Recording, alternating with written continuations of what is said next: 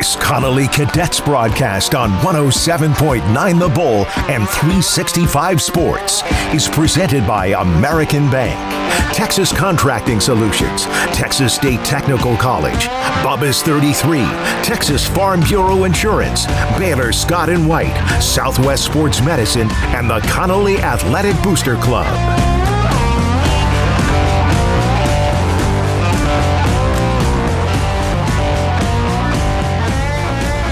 Good evening, ladies and gentlemen, and let us be the last people to wish you a happy daylight savings time. First game of the year where the sun is already set before kickoff, and we've got some Friday night lights ready to go for you tonight. Connally Cadet football on Sikkim 365, Rogue Sports Network, 107.9 The Bull. I'm Tanner Carlson, and for the last time this season, Datron Brown, D.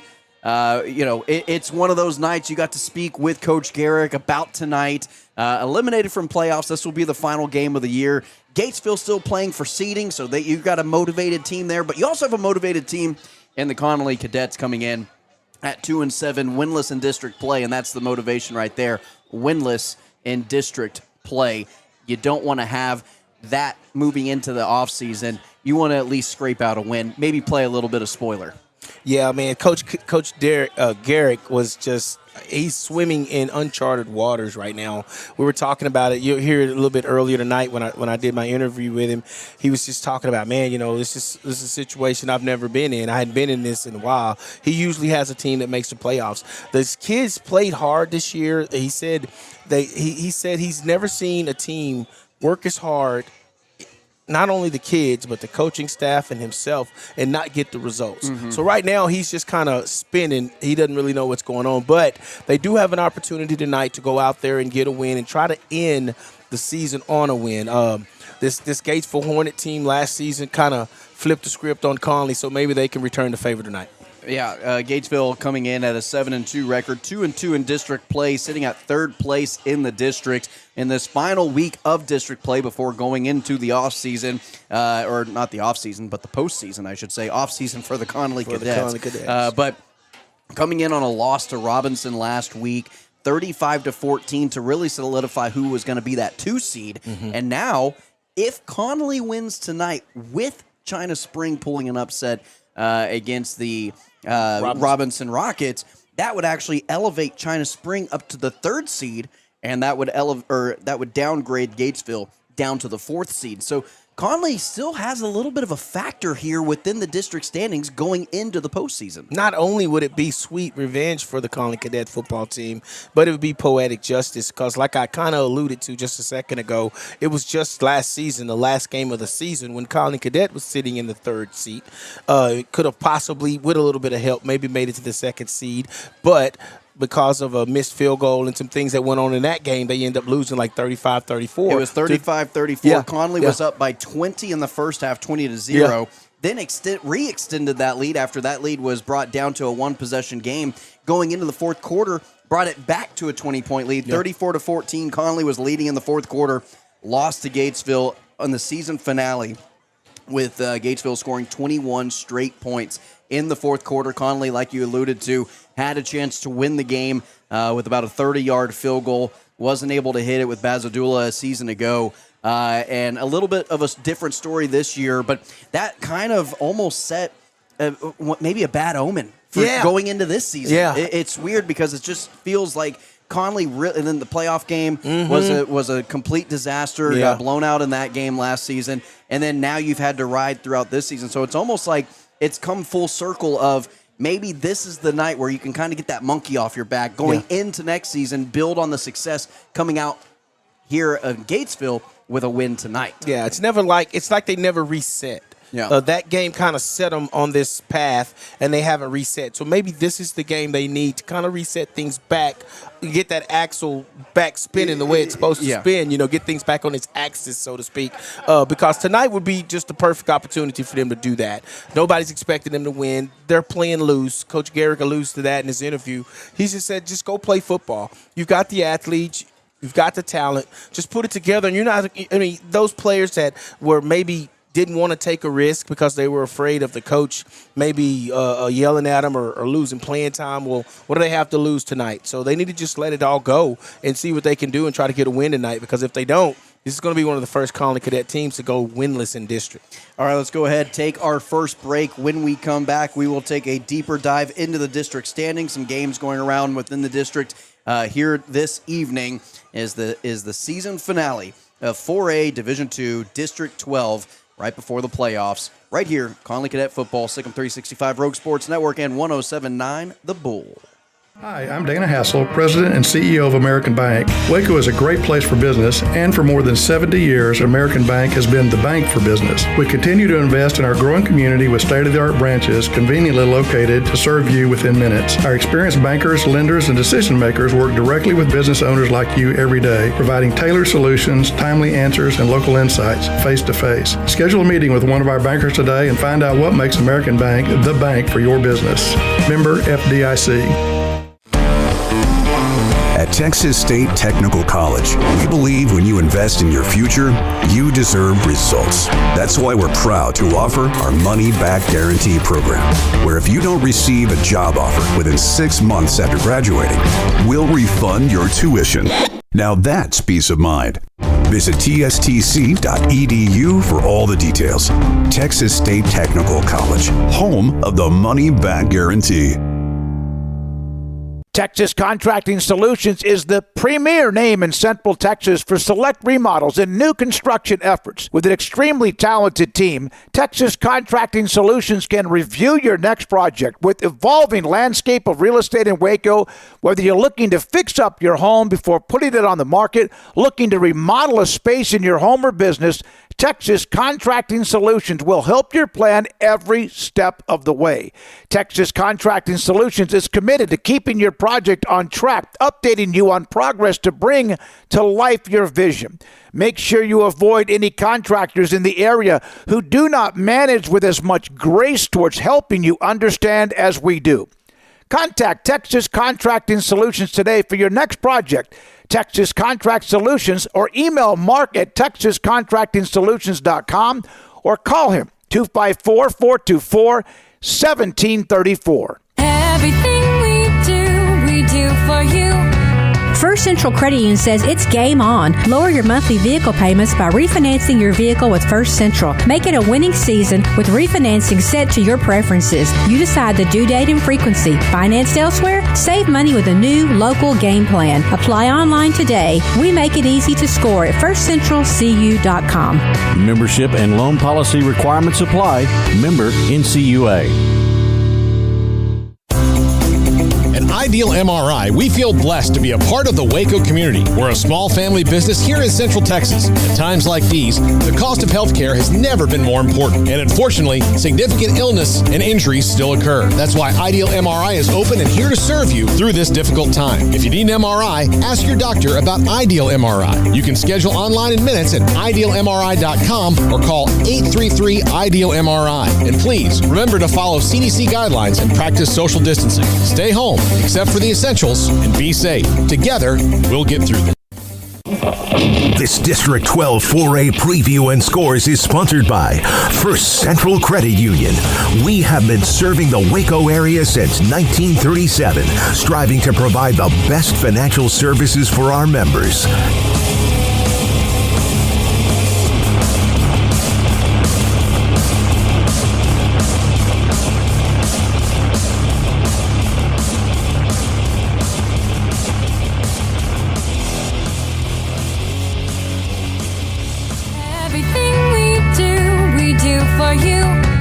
Touchdown with your next vehicle at First Central Credit Union. Auto financing is a game-winning play. With fast approvals, complete coverage, and competitive rates, we're your MVP for financing. Our flexible terms are the playbook full of winning strategies. You're set for success with our quick online application at firstcentralcu.com. Easily drive away with the funds you need. Everything we do for you. Membership and loan policy requirements apply. Member NCUA. Premier ER and Urgent Care is the place to go when you're unsure where to go. Open 24/7. No appointment necessary. Check in online and just walk in. Visit premier.care to learn more. All the convenience of urgent care with all the expertise of an ER. Premier ER and Urgent Care has everything you need, all under one roof. From allergies to appendicitis, we have you covered. Urgent care billing is available from 7 a.m. to 9 p.m. 7 days a week, and our ER is open 24/7. Save time during your visit and check in online before hitting over. To learn more, visit www.premier.care.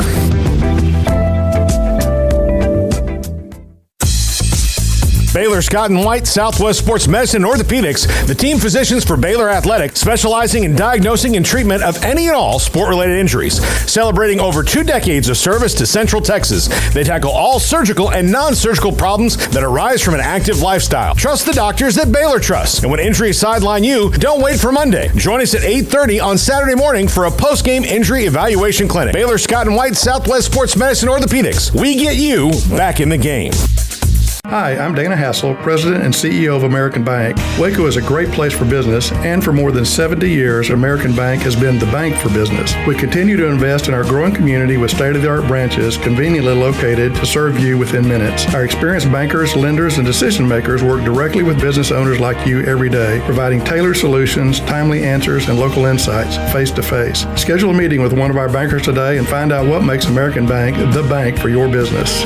Member FDIC. This is Connally Cadets Football. Here's Tanner Carlson and Dee Brown.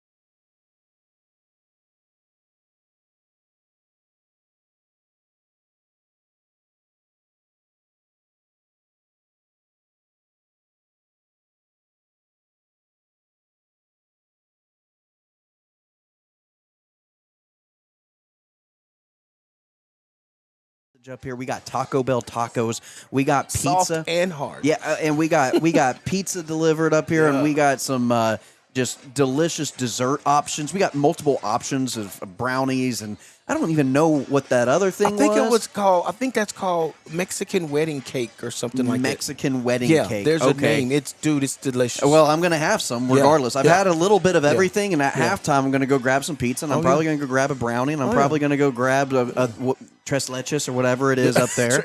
Whatever they have, I'm going to grab it. And, it's absolutely just, again, red carpet treatment here in Gatesville. We always want to, preach what it is that they do for us and give our appreciation to them. Very much appreciated. Yeah. Very much appreciated. Wonderful facilities here. And if you are...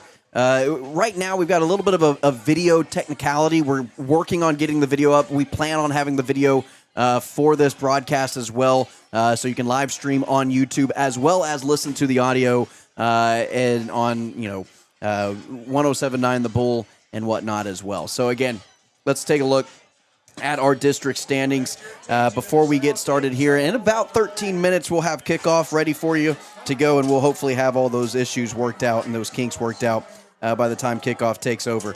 La Vega sitting in on the top of the seed. They're going to finish with the 1 seed despite what happens tonight.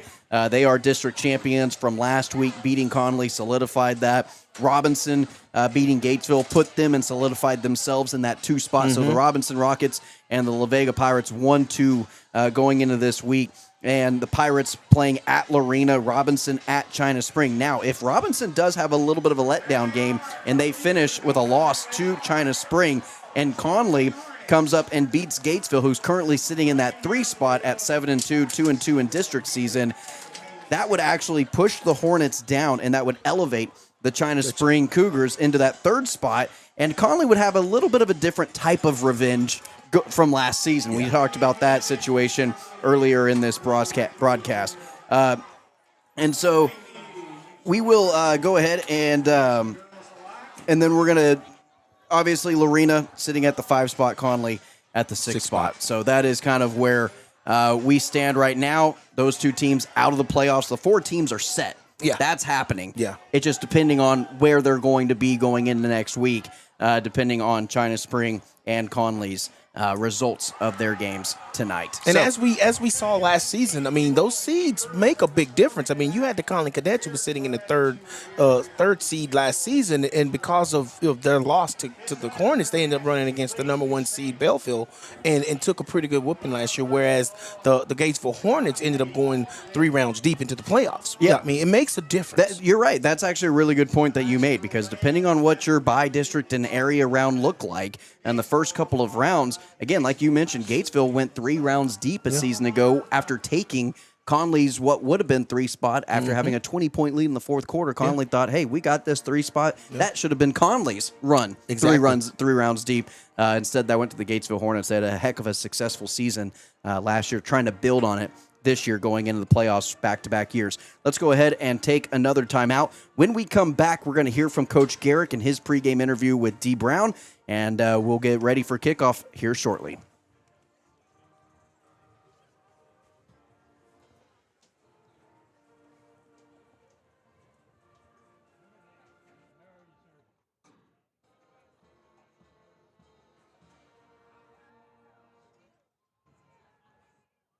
Thank you, Connally High School Band, and now the alma mater of Gatesville.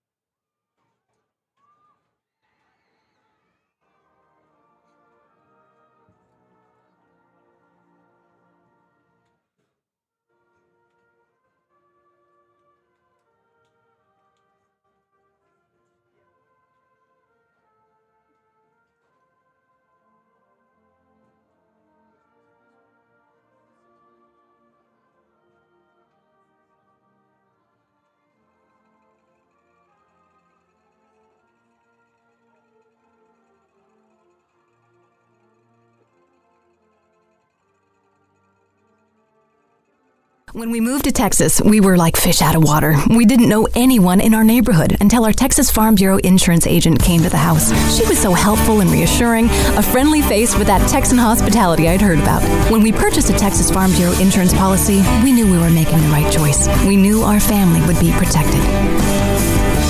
Stop by and see our agents at one of our 3 McLennan County locations. Coverage and discounts are subject to qualifications and policy terms and may vary. Hi, I'm Dana Hassel, President and CEO of American Bank. Waco is a great place for business, and for more than 70 years, American Bank has been the bank for business. We continue to invest in our growing community with state-of-the-art branches conveniently located to serve you within minutes. Our experienced bankers, lenders, and decision makers work directly with business owners like you every day, providing tailored solutions, timely answers, and local insights face-to-face. Schedule a meeting with one of our bankers today and find out what makes American Bank the bank for your business.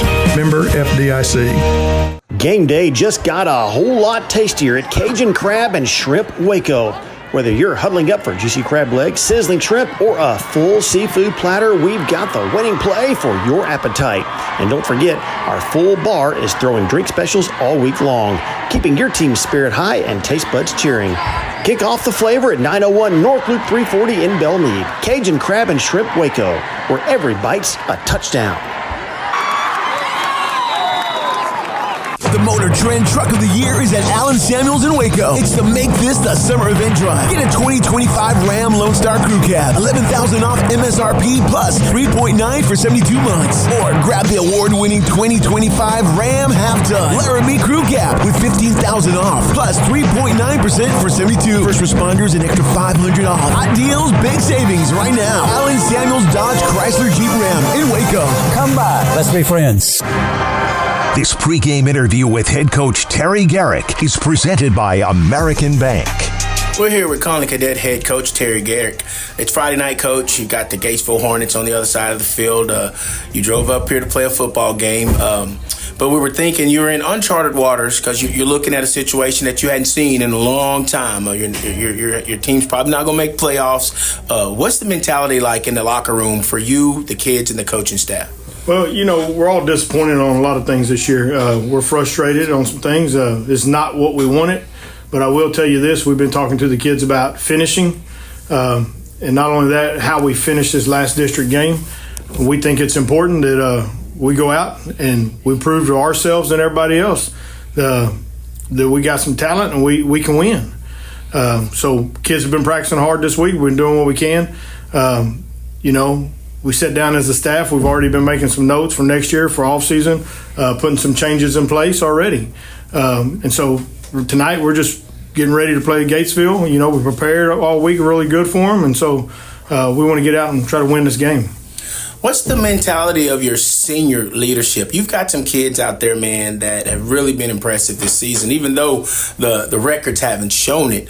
You've got people like Daniel Hancock. You've got Braden Ford. You've got Jam Vincent. You've got Caden Kaufman. You've got the senior leadership in key positions. What is their mentality like, and how are they handling it, talking to the underclassmen?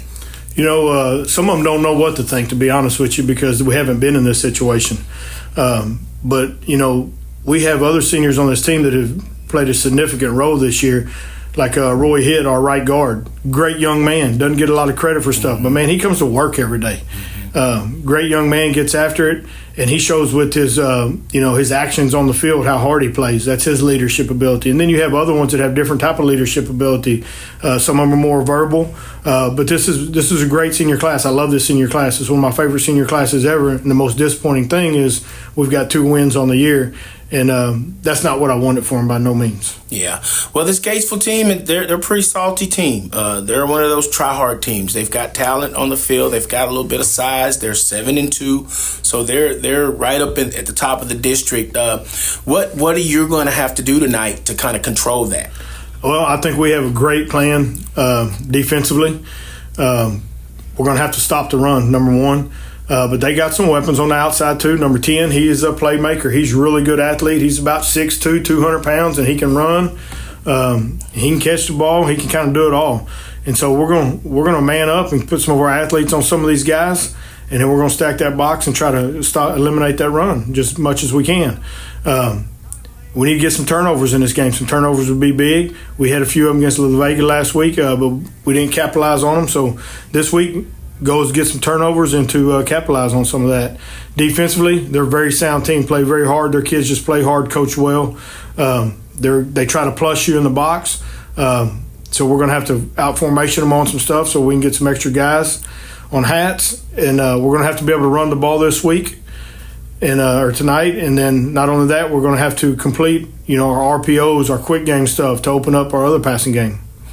Would you say that tonight's mentality for the kids should just go out and play ball? I mean, they've got nothing to lose and everything to gain. It would be great for this team to end the season with a win, and they've got no pressure on them. Would you say that would be the mindset of your players tonight? I would. That is exactly what we talked to them about. Have fun in this game. You have nothing to lose. Go out there, lay it all on the line, come away with the victory, end the season on something great.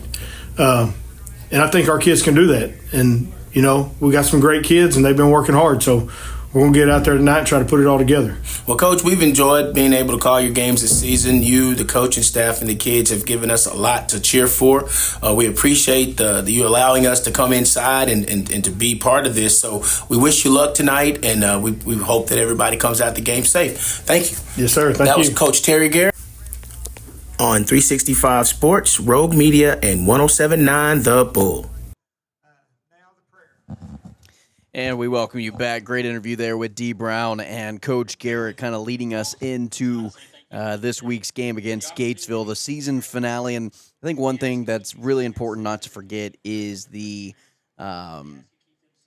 senior leadership of this team and how important it is for the Connally Cadets to, maybe even just go out on a win, go out on a high note for these guys. These guys have worked tirelessly all season long. And so that's what we are aiming for tonight. And let's go ahead and take a quick timeout. When we come back, we will get you our final thoughts on tonight's game as the Connally Cadets take on the Gatesville Hornets.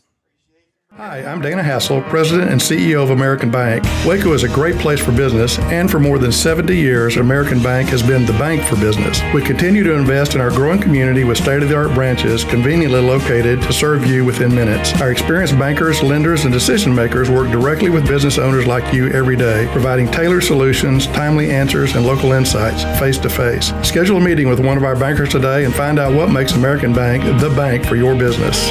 Member FDIC. Texas Farm Bureau Insurance has protected fellow Texans with auto, home, health, and life insurance since 1952. With more than 260,000 square miles of land and 27 million people, that's a lot to cover. Whether you're wrangling cattle or wrangling kids, we're proud to protect Texans in all Texan ways of life. Stop by and see our agents at one of our 3 McLennan County locations. Coverage and discounts are subject to qualifications and policy terms and may vary by situation.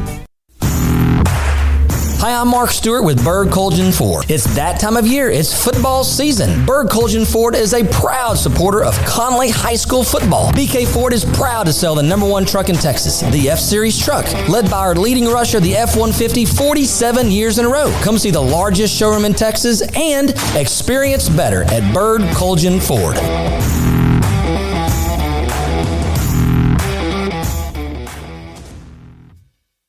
Texas Contracting Solutions is the premier name in Central Texas for select remodels and new construction efforts. With an extremely talented team, Texas Contracting Solutions can review your next project. With evolving landscape of real estate in Waco, whether you're looking to fix up your home before putting it on the market, looking to remodel a space in your home or business, Texas Contracting Solutions will help your plan every step of the way.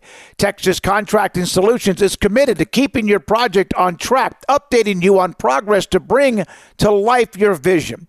Make sure you avoid any contractors in the area who do not manage with as much grace towards helping you understand as we do. Contact Texas Contracting Solutions today for your next project. Texas Contract Solutions, or email Mark at texascontractingsolutions.com or call him 254-424-1734.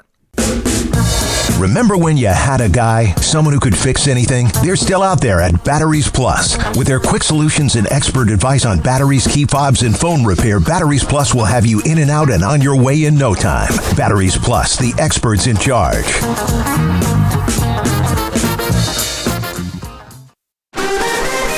This Connally Cadets broadcast on 107.9 The Bull and 365 Sports is presented by American Bank, Texas Contracting Solutions, Texas State Technical College, Bubba's 33, Texas Farm Bureau Insurance, Baylor Scott & White, Southwest Sports Medicine, and the Connally Athletic Booster Club.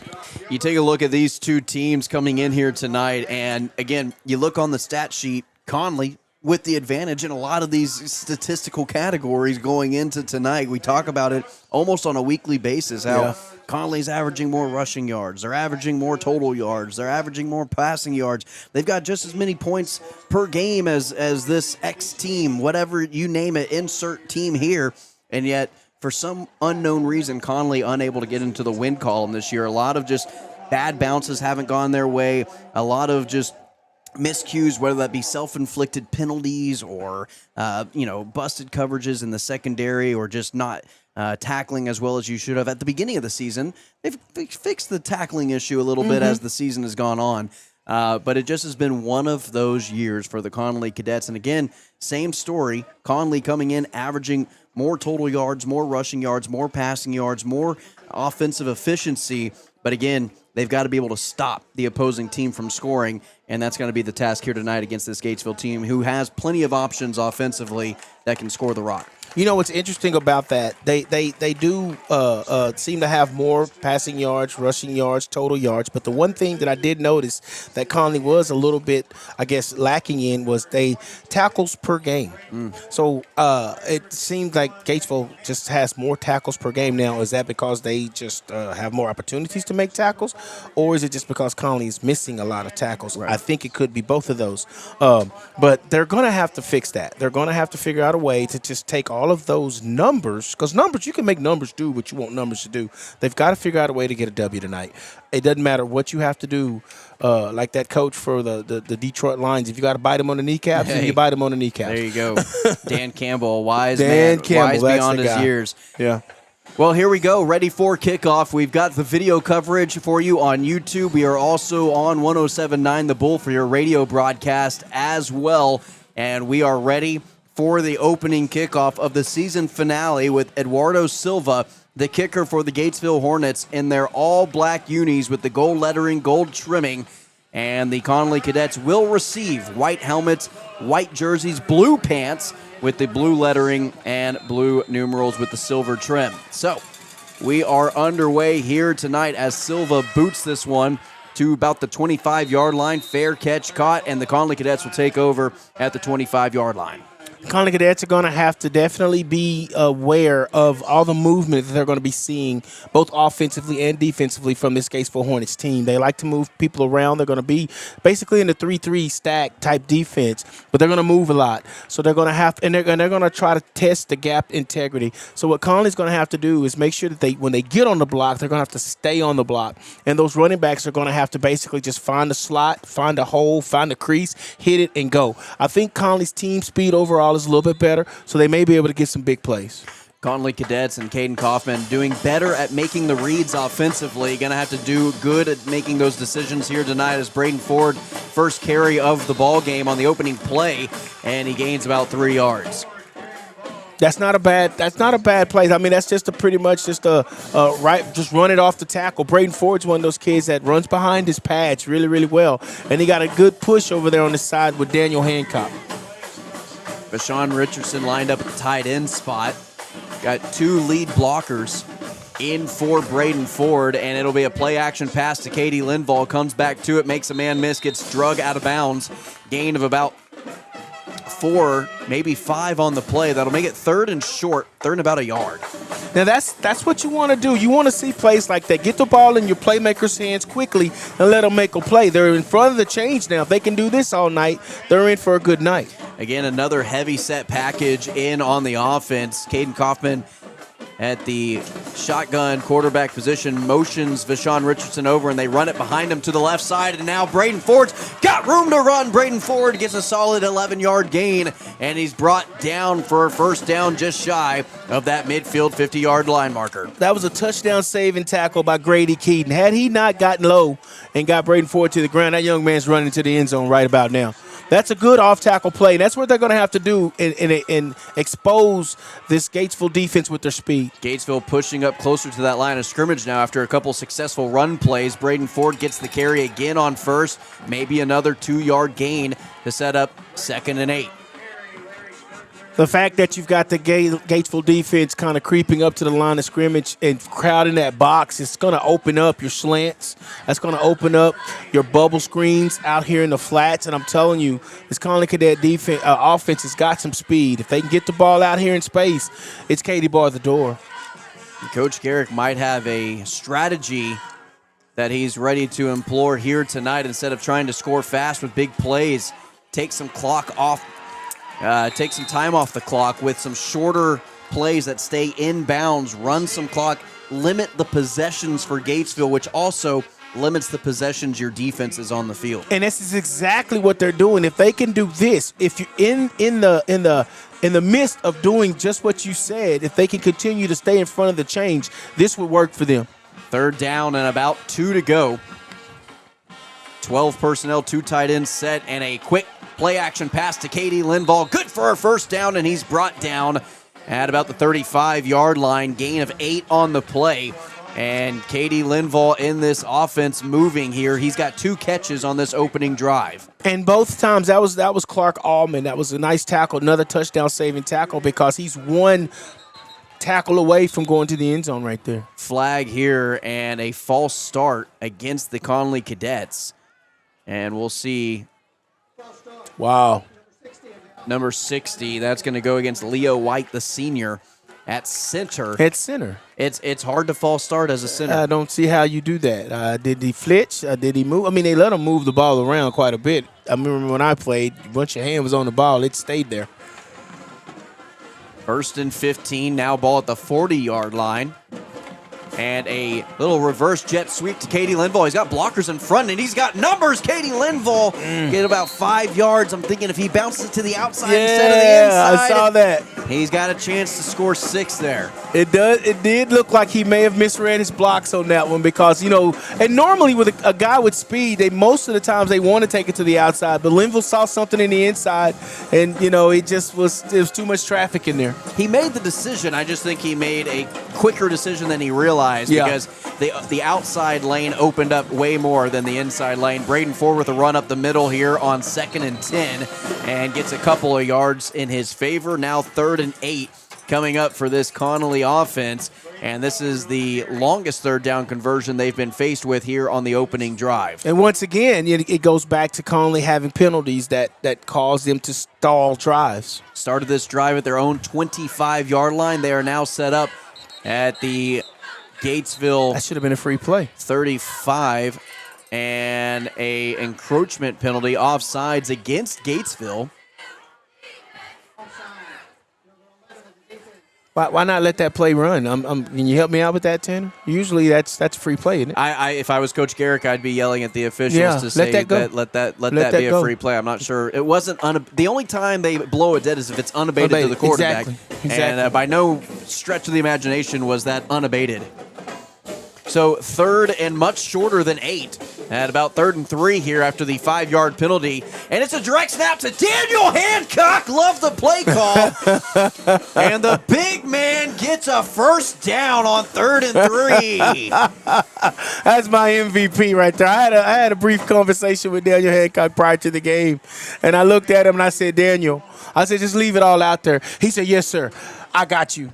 Those are his exact words. Man, they need to get him another touch. If 51 doesn't get into the end zone today, it's going to be a failure. It's going to be. If you lose 60-7, I want that 7 points to come from number 51. Yeah, I'm with you.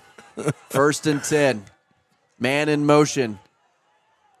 Hand off to Braden Ford. He breaks tackles. Braden Ford with a strong run for a gain of about 8 on the carry. 2nd and 2 coming up after a strong run from Braden Ford. I've said this all season and even into last season. I've never seen a high school kid run behind his pads so strong and solid like Braden Ford. He's patient beyond his years, and he just runs behind his pads. Nearly Great taking run. up half the quarter here, and a shot to the end zone. One-on-one to Jam Vincent.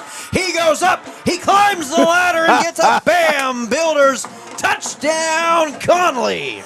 That was you couldn't have scripted that any better. That reminded me of that first half or first quarter drive against the Robinson Rockets. Connally came out, the coaching staff had a game plan, the kids bought in, and everything was just clicking. If they can do this all night, Gatesville is in for a long night. Jam Vincent with about a 15-yard reception for a touchdown. And the extra point is botched. Katie Linval trying to get out of it, and it will remain 6 points after the extra point. No good. That was just a bad snap. The snapper in there is going to be number 4, Adrian Hernandez, the senior snapper. He just didn't get a good grip on it, and the ball kind of got a little high on Linval. Linval hesitated just a little bit and didn't come out of his snap because I've seen them practice, and they have a place for that. When there was a bad snap, it's called fire. But at this point, just the pressure was too much, and they just couldn't get the pass out. 6-0 Connally. We'll be right back. That's another Cadet touchdown. Brought to you by View Homes Waco. Now building in Robinson and Lorena. These beautiful, energy-efficient homes offer modern designs, open floor plans, and family-friendly prices. All from a builder you can trust. Don't miss your chance to find your perfect fit close to home. Call 254-602-4737 to learn more. View Homes Waco, building life's greatest view.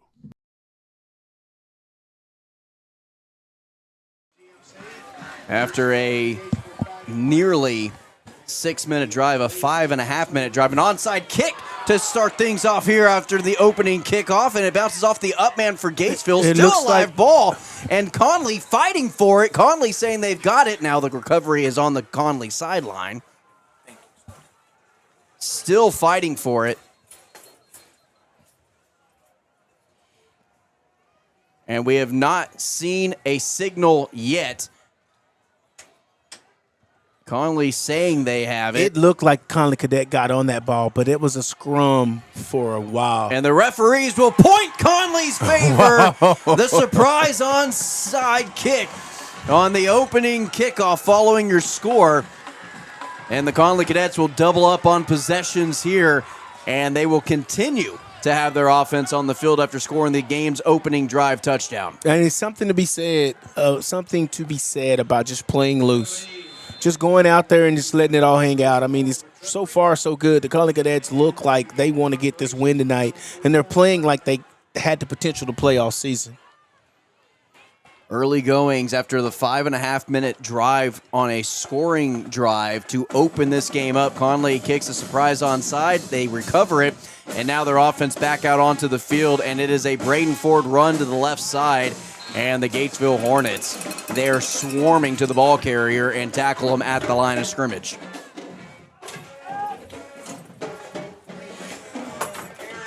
The Hornets continue to stack the box like that. I'm telling you, something's going to pop loose in the middle of the field or in the flats. It's there. And I don't really see a lot of help over there on the Jam Vincent side. And you know he's very good with one-on-one. 2nd and 10. After the run for no gain, Gatesville sending pressure up the middle, and they go to Jam Vincent, as you called, one-on-one. He grabs it, good for about 5 yards, and will go out of bounds. 3rd and 5, that's not bad. 3rd and 5 is not bad. That's reasonable. So what they can do here, I mean, at this point, you stole a possession.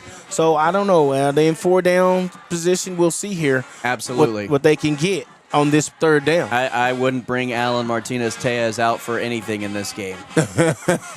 Why would you? What you got to lose? What's the point in punting in this game? Keep your offense out there, see what you can get. Kaufman. Go. Scrambling. Kaufman play breaks down, breaks a tackle, dives forward. It's going to be short, but it's going to be about 4th and 2 coming up after the small scramble from the quarterback. Where's Daniel Hancock? Direct snap. Direct snap. Actually, they're going for it. Absolutely, they're going for it. And Daniel Hancock lined up in the backfield next to Caden Kaufman at the running back position. Quarterback keeper, just follow Daniel Hancock, get you 2 yards. Daniel Hancock will line up as though he's going to get the direct snap. They fake that snap. He still stays lined up in front of Caden Kaufman. Plenty of time still ticking. About half the quarter has gone by without the Gatesville Hornets offense touching the ball. Oh, they got it off. And Garrett called timeout.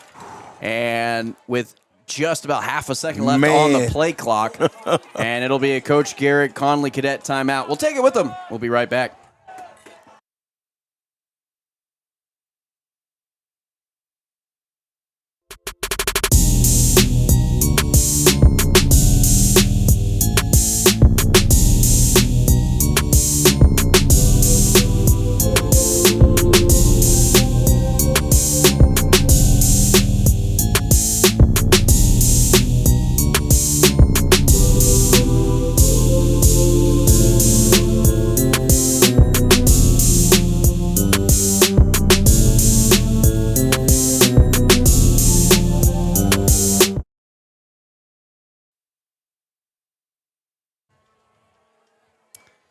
Coming out of the timeout, still 4th down, still 2 yards to gain, and still the Connally Cadet offense out there.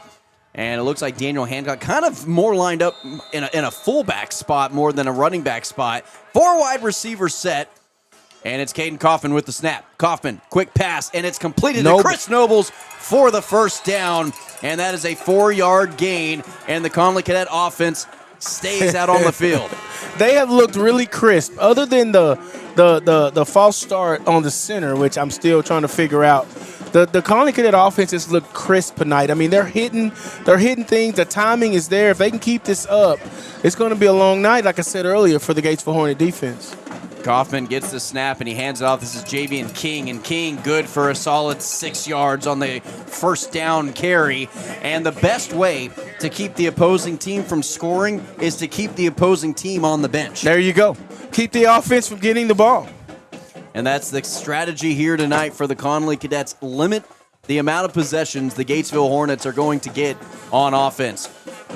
And if they can keep this up, and the pace that they're doing, it's just working perfectly for the Connally Cadets. 2 running backs in the backfield, 2 wide receivers, and a tight end.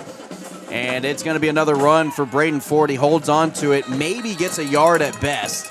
And that'll set up 3rd down and about 3 yards for the first down, maybe 4. That was a big tackle by Amos Phillips. Had he not come in and fill that gap, this kid plays like free safety, strong safety. He's deep in the backfield, but he comes up and he bites up on the run a lot. I think they could use that to their advantage.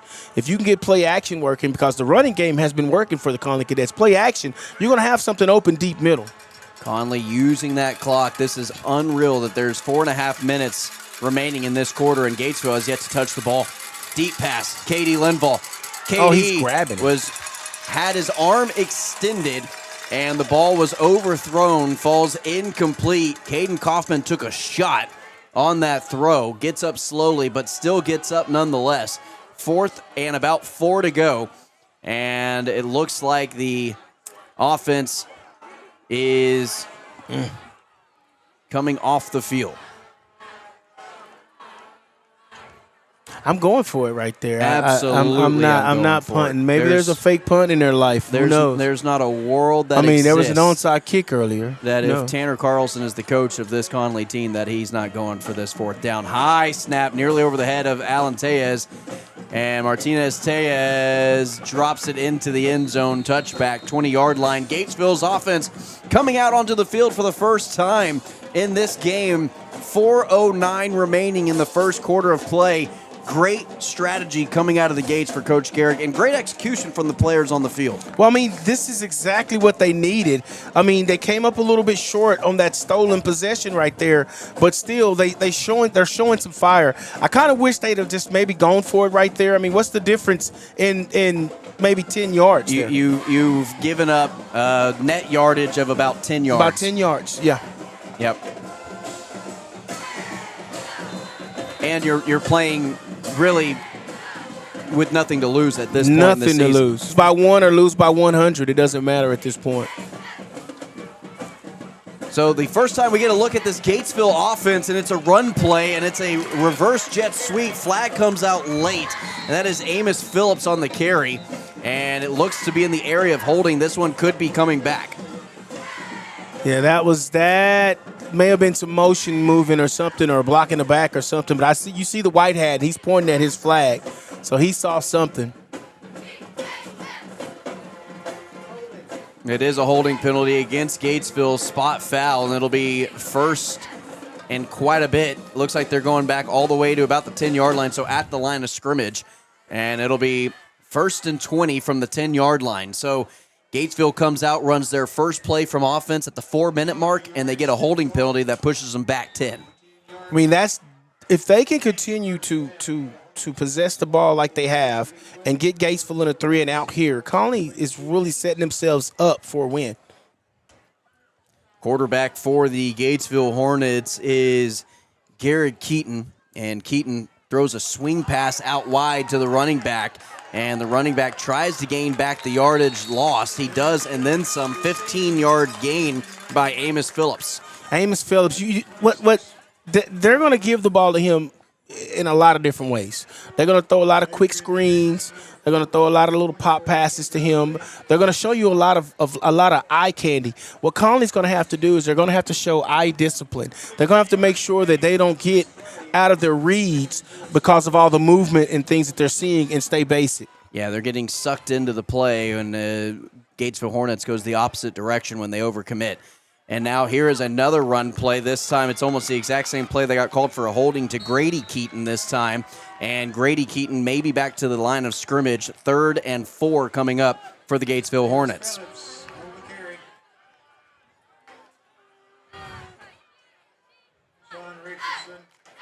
So 3rd down, defense needs a hold here as time keeps ticking away. And if the Connally Cadets can get a stop, I'd imagine Gatesville punts this thing back to the Connally Cadets. Keaton at quarterback. Keaton, swing pass. And Phillips there on the reception, and he gets enough for a first down, thrown out of bounds by Adrian Hernandez. And that is another gain of about 15 on that exact same swing pass. They've ran a difference of maybe 3 plays. 3 plays. And they've had about 30 yards in total. Yeah. I mean, they're going to just move. They're going to show you a lot of movement. They're going to even show you different formations. But they're going to run the same basic plays. They're going to swing it out, quick passes, or they're going to run little fly sweeps behind the line of scrimmage. It's kind of a different variation of your wing tee where it's almost the same formation, but they run 10 different plays out of it. Out of it, yeah. And there's another flag there coming in from the Connally sideline, and that looks also to be in the area of holding. Maybe an illegal motion. You rarely see it coming from the sideline. Yeah, he saw legal formation. I was going to say, holding didn't make sense there from where the flag came in from, so I had to recorrect myself and say, well, maybe it's an illegal formation. Well, that's the risk you take when you're running all these different formations. I mean, you're running the same basic plays, but you're disguising them differently in different ways. Yep. And these kids sometimes can get confused, and you've got too many people in the backfield or too many people on the line of scrimmage. Again, Phillips in motion, and another swing pass, this time to the right side of the line, and it's caught immediately. And on first contact, I didn't see who got there first. That was number 17. Oh, I got his name. And Lawrence Carter. Carter, thank you. Carter just blew that play up. But he's a defensive lineman, and he just happened to just read that perfectly. Nearly at the 2-minute mark here in the first quarter of play. Gatesville has moved it a total of 9 yards from where the original line of scrimmage was when they started this drive at the 20-yard line. They are now set up at the 29-yard line. Need to get it to about the 46 for the first down, and a screen pass to Phillips. It's picked off. Jim Vincent, touchdown, Connally. Bam. A Bam Builders Connally Cadet touchdown, and the Connally Cadets up 2 possessions with a pick 6 from the senior Jam Not Vincent. only did we know that they throw a lot of screens and things to the sidelines, but so did the Connally Cadet defense. That was they just laid in wait and waited for him to flip something out there, and that was just a perfectly timed defensive play by Jamarian Vincent. And now to try to capitalize on the extra point, almost think about going for 2 here to make it a true 2-possession game. Yeah. Why not? I mean, like we've said before, what do you got to lose? You and I are in extra aggressive mode, and I don't see a problem with it. Extra point here for Martinez Tellez, and it's another high snap. The kick goes no good, wide to the right, and that is going to do it for the Connally Cadets here in nearly the first quarter of play with 1:45 remaining. 12-0 Connally lead. That's another Cadet touchdown, brought to you by View Homes Waco. Now building in Robinson and Lorena, these beautiful, energy-efficient homes offer modern designs, open floor plans, and family-friendly prices, all from a builder you can trust. Don't miss your chance to find your perfect fit close to home. Call 254-602-4737 to learn more. View Homes Waco, building life's greatest view.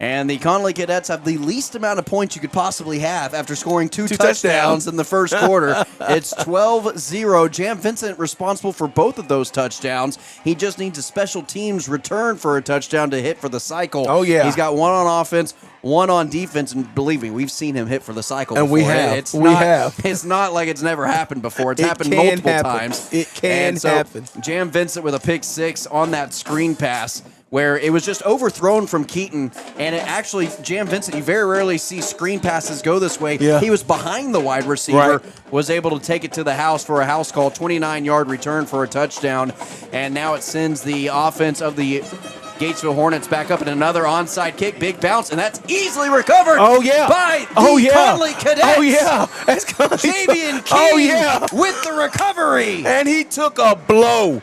Now that was executed perfectly. And Alan Martinez-Tellez could not have kicked a better onside kick. It took the perfect bounce right into the Connally. It was almost as though there was no special teams out there for Gatesville. Exactly. I mean, you couldn't practice that any better. You couldn't have a machine make that ball pop up right at 10 yards, right into his hands. That was perfect. Beautifully executed for the Connally Cadets. Alan Martinez-Tellez, huge kick there. And who says kickers don't matter, have an impact on the game? Especially the little kickers, right? Yeah. You said it, not me. He got on me about that. 1st and 10. Inside Gatesville territory. Connally takes over with 1:45 after a pick six. They're getting extra possessions, and Caden Kaufman with a quarterback scramble, and he goes down with a gain of 7 on the play. And the Connally Cadets have not played this well all season long. Better late than never. You know what? if this isn't the swan song for that, I had a conversation with Caden Kaufman a couple of weeks back, and I told him, I said, you do realize you're a pretty athletic kid. He says, yeah, well, I think I'm a little slow. I said, well, the other team doesn't think that. The other team doesn't maybe know that. I know that. I said, you're a threat back there. So when you get the ball and you're running, I said, you look for the end zone. He said, yes, sir. 2nd down, they need about 3 more yards. A quick pass to Jam Vincent. And Jam right at the line to gain. There. I think he's going to be marked half a yard short of where he needed to get to, and that'll set up 3rd and inches. I'd take 3rd and inches all night. I'll take 3rd and inches all night. We'll get that. You get 2 downs to get 1 yard here, essentially, for the first down. And the Connally Cadets have 22 seconds remaining on the play clock. They've got an up man in Daniel Hancock and a quarterback run to follow it, and it's Caden Kaufman lowering his shoulders. He's got enough for a first. He'll go down after a gain of about 2 or 3, easily getting that 3rd down conversion, and the chains will move. He took a blow. He took a blow from number 10, Amos. But well, in that situation, right maybe Caden Kaufman doesn't need to try to fight for extra yardage. You've already got the first down. Go down. Get down. Yeah. Don't take any unnecessary blows to the head. What a fun first quarter this has been if you're a Connally Cadet fan. A little concerning if you're a Gatesville Hornets fan. Not a whole lot of momentum going your way. Connally playing more aggressively, and they're executing at a higher rate. Free play. And it is a pass play to Jam Vincent. It falls incomplete, but as you mentioned, there's 2 flags now, one at the snap, and then there's a flag down the field where Jam Vincent possibly being held. Definitely he was being held. I saw the pass interference, but I want to say this one here, I'm not sure what it is at the line of scrimmage. Well, I saw Daniel Hancock jump up and body, chest bump with a teammate as though they just won the state championship. So I'd imagine that call in favor of the Connally Cadets. So we'll see how they break it down. As the officials will deliberate at about the 40. And that's something we didn't see a lot of. We didn't see a lot of that. Officials coming together.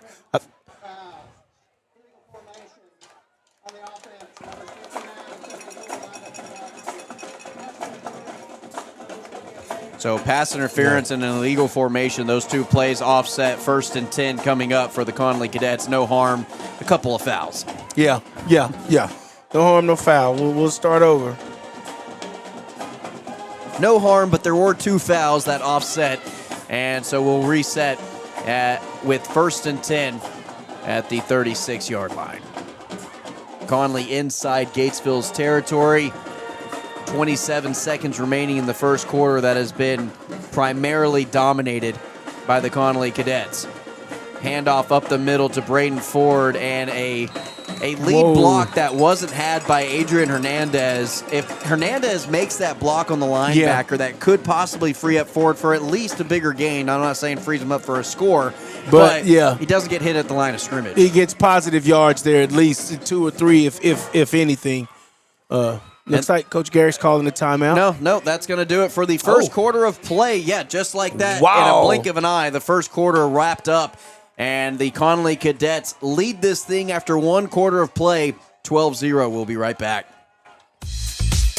Baylor Scott & White, Southwest Sports Medicine and Orthopedics, the team physicians for Baylor Athletic, specializing in diagnosing and treatment of any and all sport-related injuries. Celebrating over 2 decades of service to Central Texas, they tackle all surgical and non-surgical problems that arise from an active lifestyle. Trust the doctors that Baylor trusts. And when injuries sideline you, don't wait for Monday. Join us at 8:30 on Saturday morning for a post-game injury evaluation clinic. Baylor Scott & White, Southwest Sports Medicine and Orthopedics. We get you back in the game.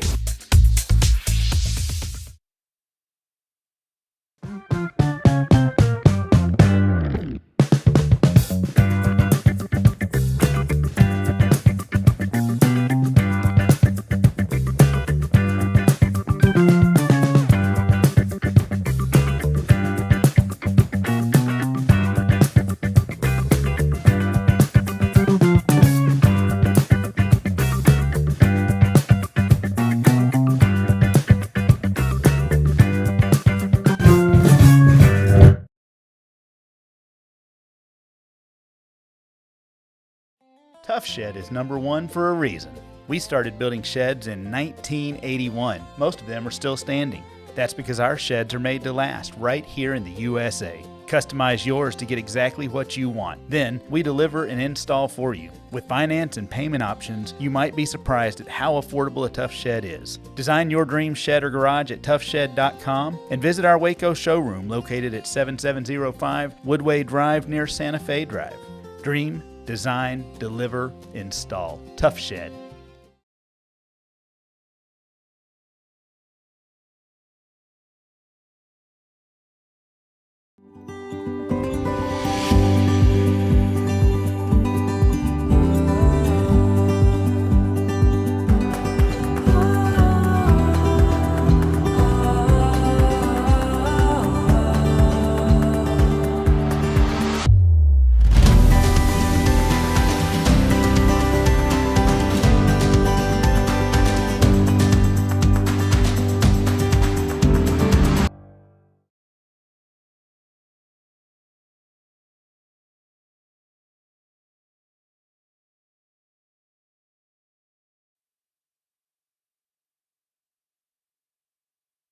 All right, coming out of the first quarter break, it is 3rd down, and the Connally Cadets need about 7 yards for a first down here as they are inside Gatesville territory. There's a personal foul, but it goes against the Gatesville Hornets, and that'll be an automatic first down, 15-yard penalty, and now the Connally Cadets headed inside the red zone. This has been a really good hot spot for the Connally Cadets. I mean, the way the movement that they've had and the way the fluidity and the way everybody's kind of been clicking on this offense, I mean, this is a dangerous situation for those Gatesville Hornets because if they get up 3 scores, it's going to be really hard to come back. 1st and 10 coming up. And the pass play from Kaufman to Jam Vincent. Another one, and Jam Vincent in the end zone.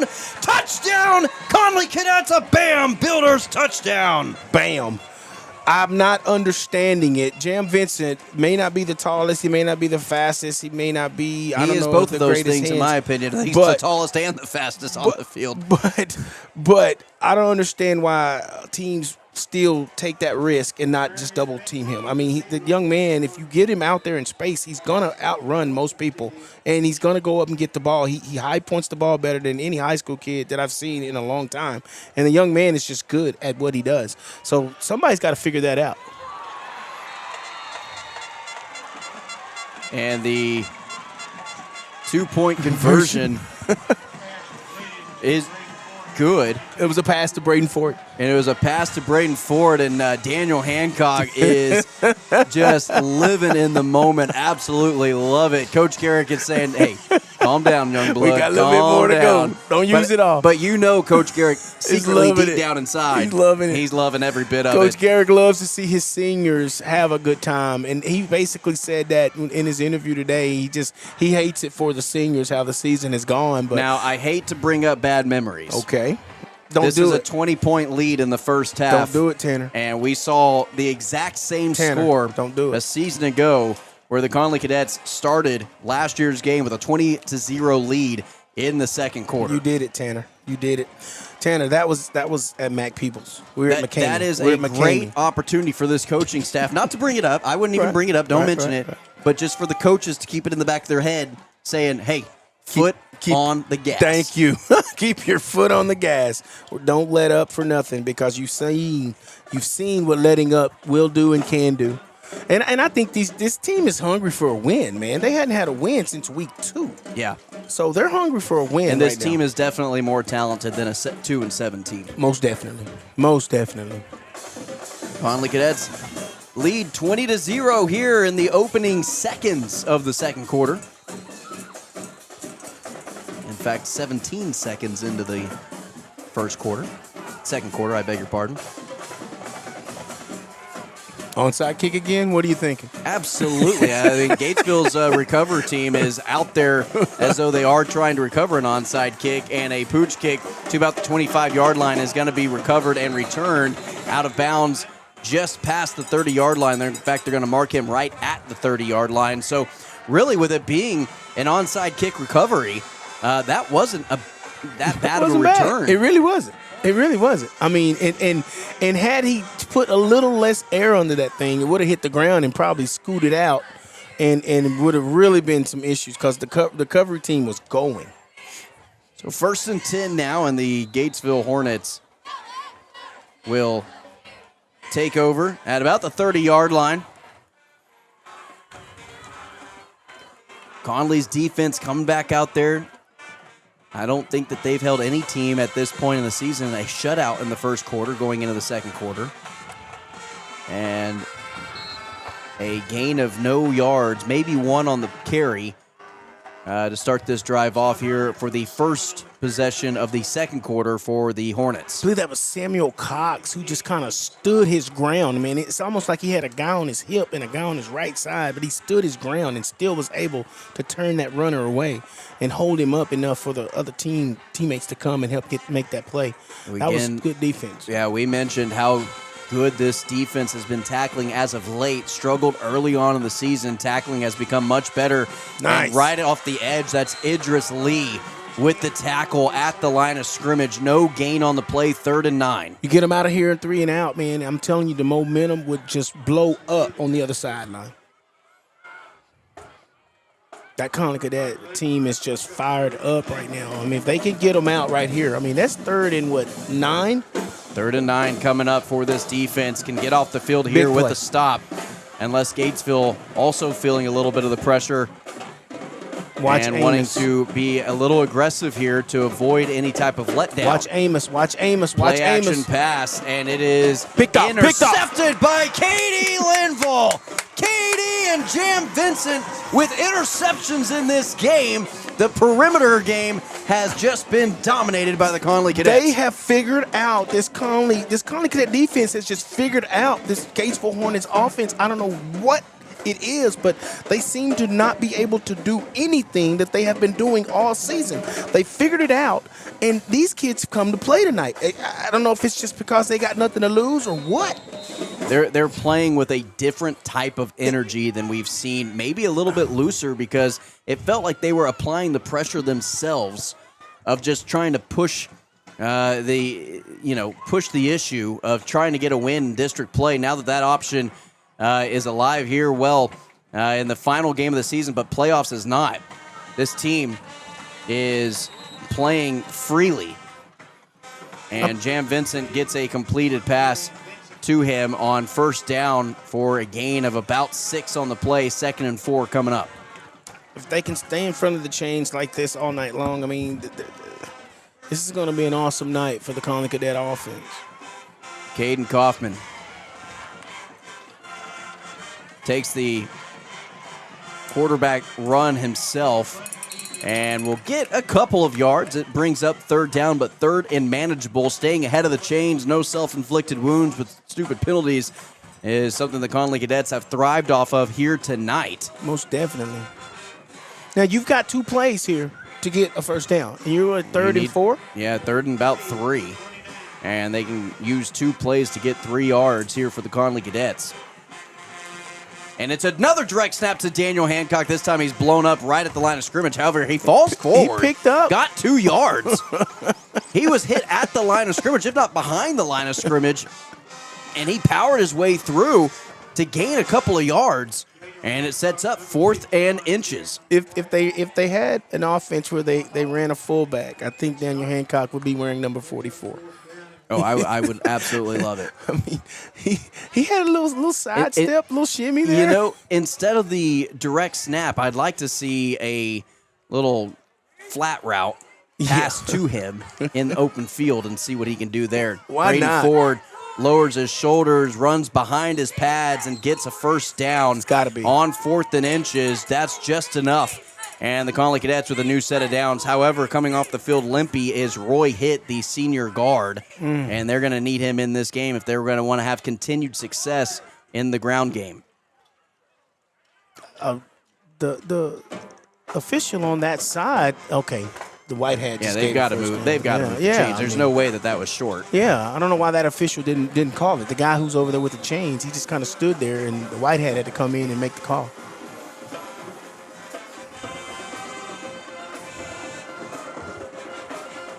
First and 10, back to pass, taking a shot at the end zone, Nice. and it is caught. But Nice. there's a flag on the play. It could be in the area of defensive holding, and if it is so, that is a Bam Builders touchdown to Katie Linville. But we're going to wait and hold our excitement until after the call from the white hat official.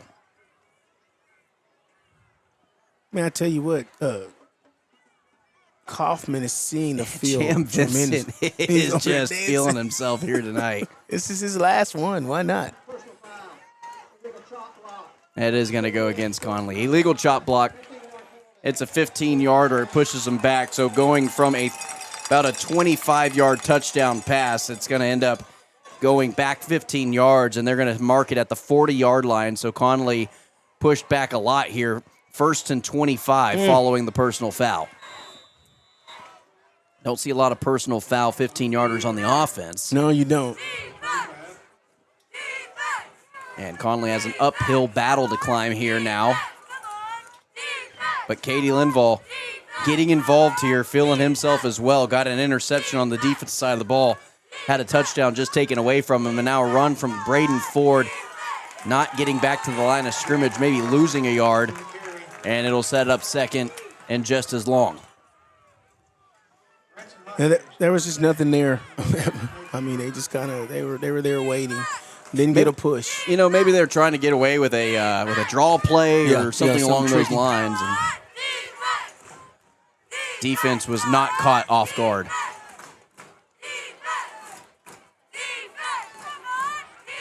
Second down, Caden Kaufman throws it to the flats, and it's Braden Ford with the catch, and he gets back to the line of scrimmage. So 3rd and 25. Actually going to mark him a yard short of the yard to gain. Not sure. And that'll be 3rd and 26 now. I mean, it was open in the flats, but there was nobody out there. It was almost like a naked screen. There's no pulling guards, no linemen out there. Caught the ball out in the flats, and when he caught it and turned up the field, there were 2, if not 3, Gatesville Hornets waiting for him. 3rd and very long. Not a lot of plays in the playbook designed to get this kind of yardage unless it's just a Jam Vincent jump ball, but 2 defenders over him right now. Katie Linville on a reverse, and he's got room. He's got room to run. Katie Linville, he gets tackled at the 35-yard line. Got about 12 on the play, and that'll set up 4th down. Now, in this situation, you're not really in field goal range. No. You're faced with a long 4th down, about 4th and 20, and I think the punt team, you have no choice here but to bring them out. Yeah. I mean, let's not get crazy, right? Yeah, you want to go ahead and try to cough and corner. I mean, if I was an 8-year-old playing Madden, I'm going for it. Cheat code.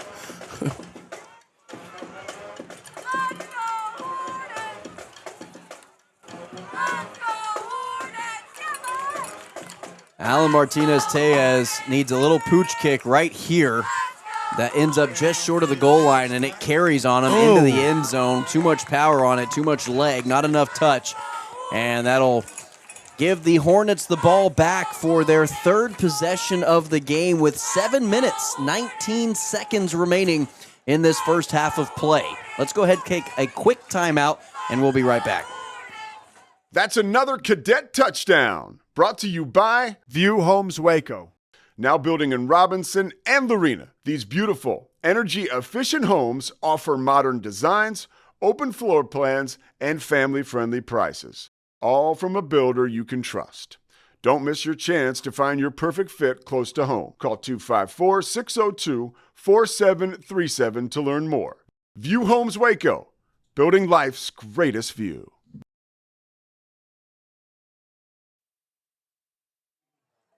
And we welcome you back after the quick punt and a first down play call that goes for about 5 yards for the Gatesville Hornets. Now set up at the 25-yard line. Drive started at the 20.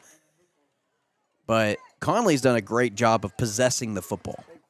Time of possession has been key in this first half of play right here. I mean, they have just taken control of the first half. Quick run play here to the outside, and holding on to the ball tightly is finally brought down Adrian Hernandez, and Samuel Howard III gets the big carry for a gain of 15, and he's brought down. And running, that was good pursuit for that Connally Cadet defense. You don't expect this Gatesville team to get to the edges because, you know, the speed is definitely in Connally's favor, but if you don't control the edges, that's what'll happen. That was actually leading rusher Cy Burns, who went down with an injury on that previous play, and now Howard III comes into the game, and he's brought down for a gain of about 4 on the play.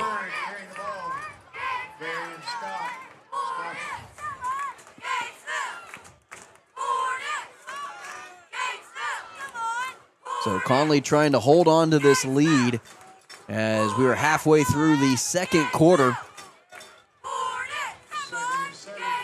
here at McCamey Stadium. Little toss play to the running back and hit immediately in the backfield. Vashawn Richardson was the first one there, and Daniel Hancock with mop-up duty. Finishing it off. You know Hancock's going to be close to the ball, but Richardson has actually been like a missile out there. He's made several big plays where he just kind of I don't know if he's just a heat-seeking missile, if he's creeping through or what, but he's been in there on several big plays tonight, and that's what they're going to have to do. You need your playmakers to make plays, and so far offensively, your playmakers have done that. Now you need your defensive playmakers to step up. Loss of 4 on the previous carry sets it back to 3rd and 10, and it's Keaton back to throw, and it's Amos on the reception on another swing pass that they've had so much success with. And Adrian Hernandez with a huge tackle, but a flag comes out late. That can't be horse collar. I'll be honest with you. It didn't look like a horse collar to me. It looked like he grabbed him from the side of his shoulder. He did. And brought him down. He did. It just looked bad. But it wasn't a horse collar where he put his hand inside the back of the shoulder pad. That was side all day long. That was just a heck of a athletic play from a kid who's really busting his butt to play football tonight. The one thing that really annoys me about referees is they are too reactive to the crowd. Yes, definitely. 4th down, so no flag on the play. They took it away.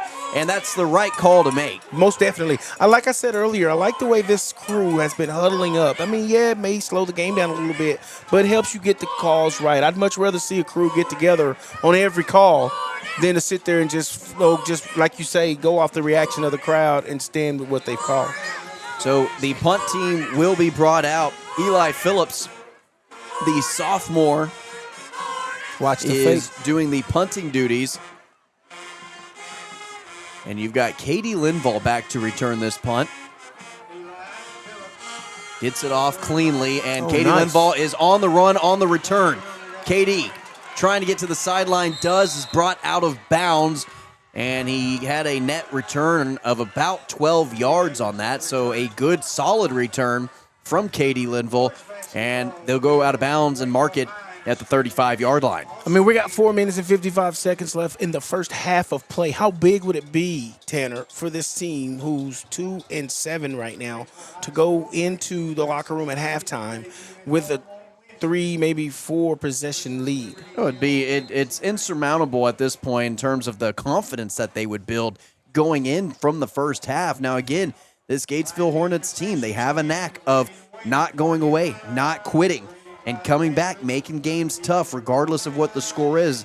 You can tell that the Gatesville Hornets are going to go into half making the adjustments regardless of what the score is. Connally just hoping it's by a 4-possession lead, and a huge hit, contact made, and that was a good defensive play made by number 11, Nathan Reck. And he came in out of nowhere and made a big hit. And he definitely wrecked that play. Had to throw that in there. No, I like it. I like it a lot. Second down, 10 to go. Came in like a wrecking ball. I like that too. Little Miley Cyrus reference for those folks at home. 2nd and 10, Caden Kaufman. And he gets maybe a yard at best, a yard and a half. And it sets up 3rd down. But what's almost more important is to get a little bit of clock off the little bit of time off the clock. Yeah, you're right. I mean, because the momentum is still on your side of the field right here. I mean, you got 3rd down here, but I mean, take your time, let the clock run. If you can get a 1st down here, it would be huge. 4 minutes, 20 seconds, and ticking. Need 8 yards for a 1st down. Coffin back to pass. Coffin pump fakes. Coffin down the sideline to Jam Vincent, and it falls incomplete. No, that was Katie Linville looking for a flag, not going to get one. Incomplete. Punt team surely has to come out. You can't put your defense out on the field here in this situation. Yeah, I don't blame Katie for looking for the flag there. I mean, I didn't see it, but hey, why not? Well, you got to ask for it. Why not? You got to ask for it. But that was actually good defense right there. I mean, and that was not a bad ball. It was a little bit too much air under it. Yeah. You got to get it a little bit further down the field. Let Katie just kind of run underneath it. But for the most part, Kaufman has been slinging that thing pretty good tonight. And a high snap gathered in by Martinez-Tellez, nearly blocked, but it gets it off cleanly, end over end, takes a very friendly Connally bounce inside the 20, inside the 15 now. Man. And it'll be knocked and stopped at about the 14-yard line. The Connally Cadets with a huge punt there from Alan Martinez-Tellez, and he flips the entire field and now gives the Gatesville Hornets about 85 yards to get into the end zone. I'm not sure if Tellez plays baseball or not, but he's been fielding some really raggedy snaps tonight, and he's not letting anything get past him. He may be their shortstop or something. I'm not sure. If not, the coach needs to look at it. Is that a short joke? No, shortstop. Short stop. That's a short joke. No. Hey, he's not I'm short. Letting you know, Alan Martinez-Tellez does not take kindly to short jokes. He already called me out, bro. Under 4 minutes to go. And a near batted ball down, but a screen pass that goes absolutely nowhere. Maybe a gain of a couple at most. Bryson Sparkman in on that, as well as Wesley Turner. And that's what they're going to have to do all night long, because you know what the Gatesville offense wants to do. You're going to have to stream to the ball. You're going to have to get everybody running to the ball. And you got to trust your eyes. And you got to trust your eyes. Like we were talking about earlier at the top of the broadcast, eye discipline. You got to know what you're looking at and don't fall for the okie doke, so to speak. Stick to your assignment. Actually, that ended up being a loss of 3 yards. And a little swing pass reverse that goes absolutely nowhere, and it's Daniel Hancock with another big stop there. And Daniel Hancock dropped him after a gain of maybe half a yard on 2nd and long, makes it 3rd and 12. He knows this is the very last time he's ever going to put on that Connally Cadet uniform and not have number 51 on his chest and on his back and Connally or Cadets across the front of his chest. He knows that, and he's leaving it all out on the field. He told me pregame, I got you. I said, just leave it on the field. He said, yes, sir, I got you. And that young man is not letting us down. Amos in motion. Lines up in the backfield as maybe a lead blocker here, and he actually goes out on a route and turns around. A bad pass down the sideline goes out of bounds. No flags on the play, and it sets up 4th and 12 with 2.5 minutes left. And the Gatesville Hornets are going to have to punt essentially from their own goal line. Connally looking to get the ball inside their own territory here. And now you've got Jam Vincent back to return this punt, lined up at the 50-yard line. I mean, if you give him an opportunity to return a punt in space, you never know what could happen. Snap is handled well by Phillips, and he punts it away, lands at the 45 and recovered at the 50. Here comes Jam Vincent reversing field, and he's got nothing but space. There he goes. Jam Vincent down the sideline to about the 31 before he's pushed out, but there is a flag on the play. That's the only detriment whenever you're trying to reverse field like that.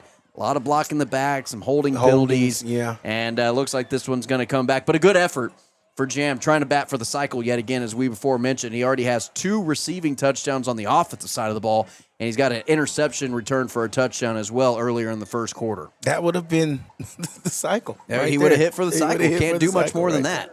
He would hit for the cycle. Unless you're going to get a kick return and then a punt return. Okay. Unless you're going to count those as 2 separate things. No. I say a special teams touchdown should do it. That's the cycle. That's it.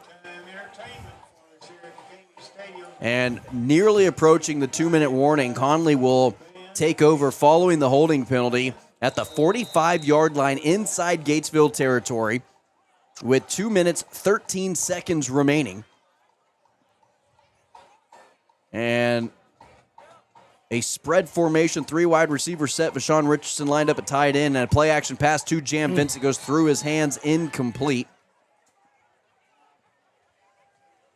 And that only takes 3 seconds off the clock, and a 2nd and 10 coming up. I'd like to see the Connally Cadet offense maybe put the ball in the hands of Braden Ford a little bit. I like it. Give him the ball. Let him eat some clock. Let him eat some yards. I'd like to see a little Javian King right here. Yeah. And it is a run play to Ford. Ford trying to get forward, and he is stopped after a gain of maybe a yard or so. So along the lines of what we were thinking, would have liked a better result, but it will take us in to the 2-minute warning. When you have that automatic timeout, there's no reason not to put it in the field of play. Exactly. So let's go ahead, take a timeout with them. We'll be right back. 2 minutes remain. Up by 20 are the Connally Cadets when we return. For more than 70 years, Community Bank & Trust has established a strong legacy of care and trust. Time and technology have changed. Checking and savings accounts haven't gone away. We still provide home loans, business loans, and personal loans. And we also offer state-of-the-art digital banking options. In a world where banking can feel impersonal, we still believe in one-on-one personal care. Community Bank & Trust, a legacy of dependability. Member FDIC.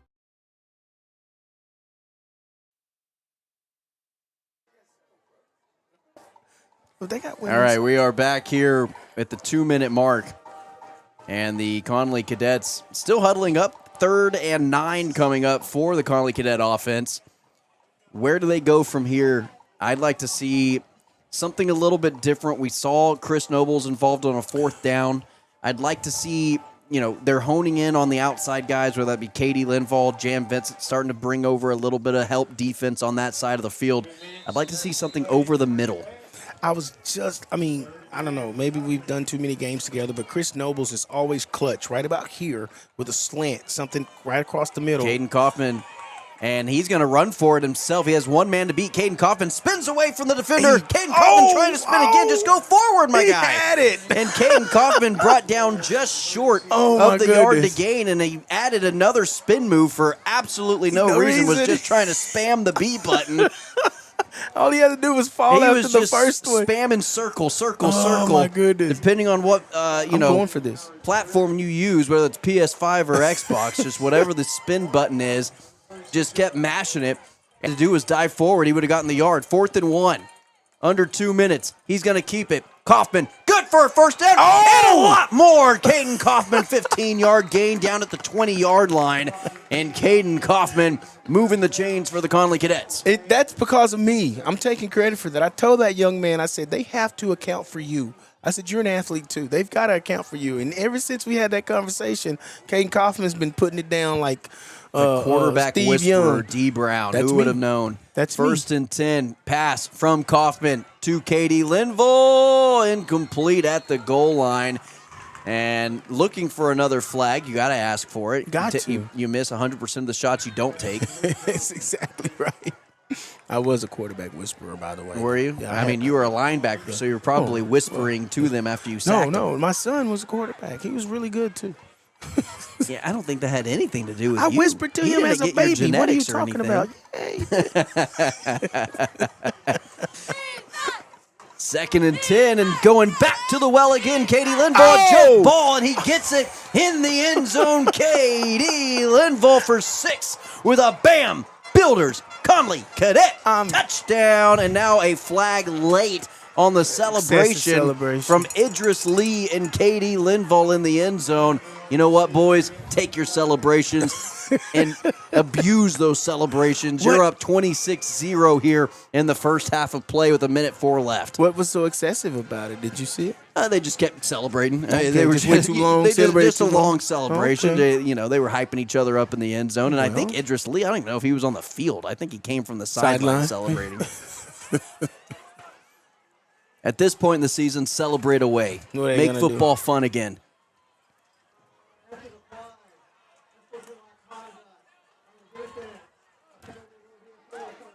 On the defense. They're going to call correction on the offense. I was about to say, there's no way that was against the defense. Yeah, what did they do? But the touchdown stands nonetheless, and an extra point away from making this a 27-0 game. I'm going for 2. And Martinez Tellez, good on the extra point. First one of the game that is good. And that will make it 27-0 for the Connally Cadets. We'll take a quick break. 1:04 remaining when we come back.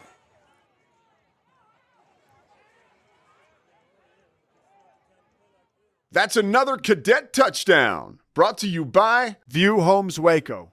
Now building in Robinson and Lorena, these beautiful, energy-efficient homes offer modern designs, open floor plans, and family-friendly prices.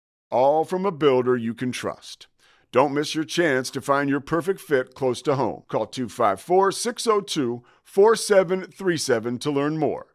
View Homes Waco, building life's greatest view.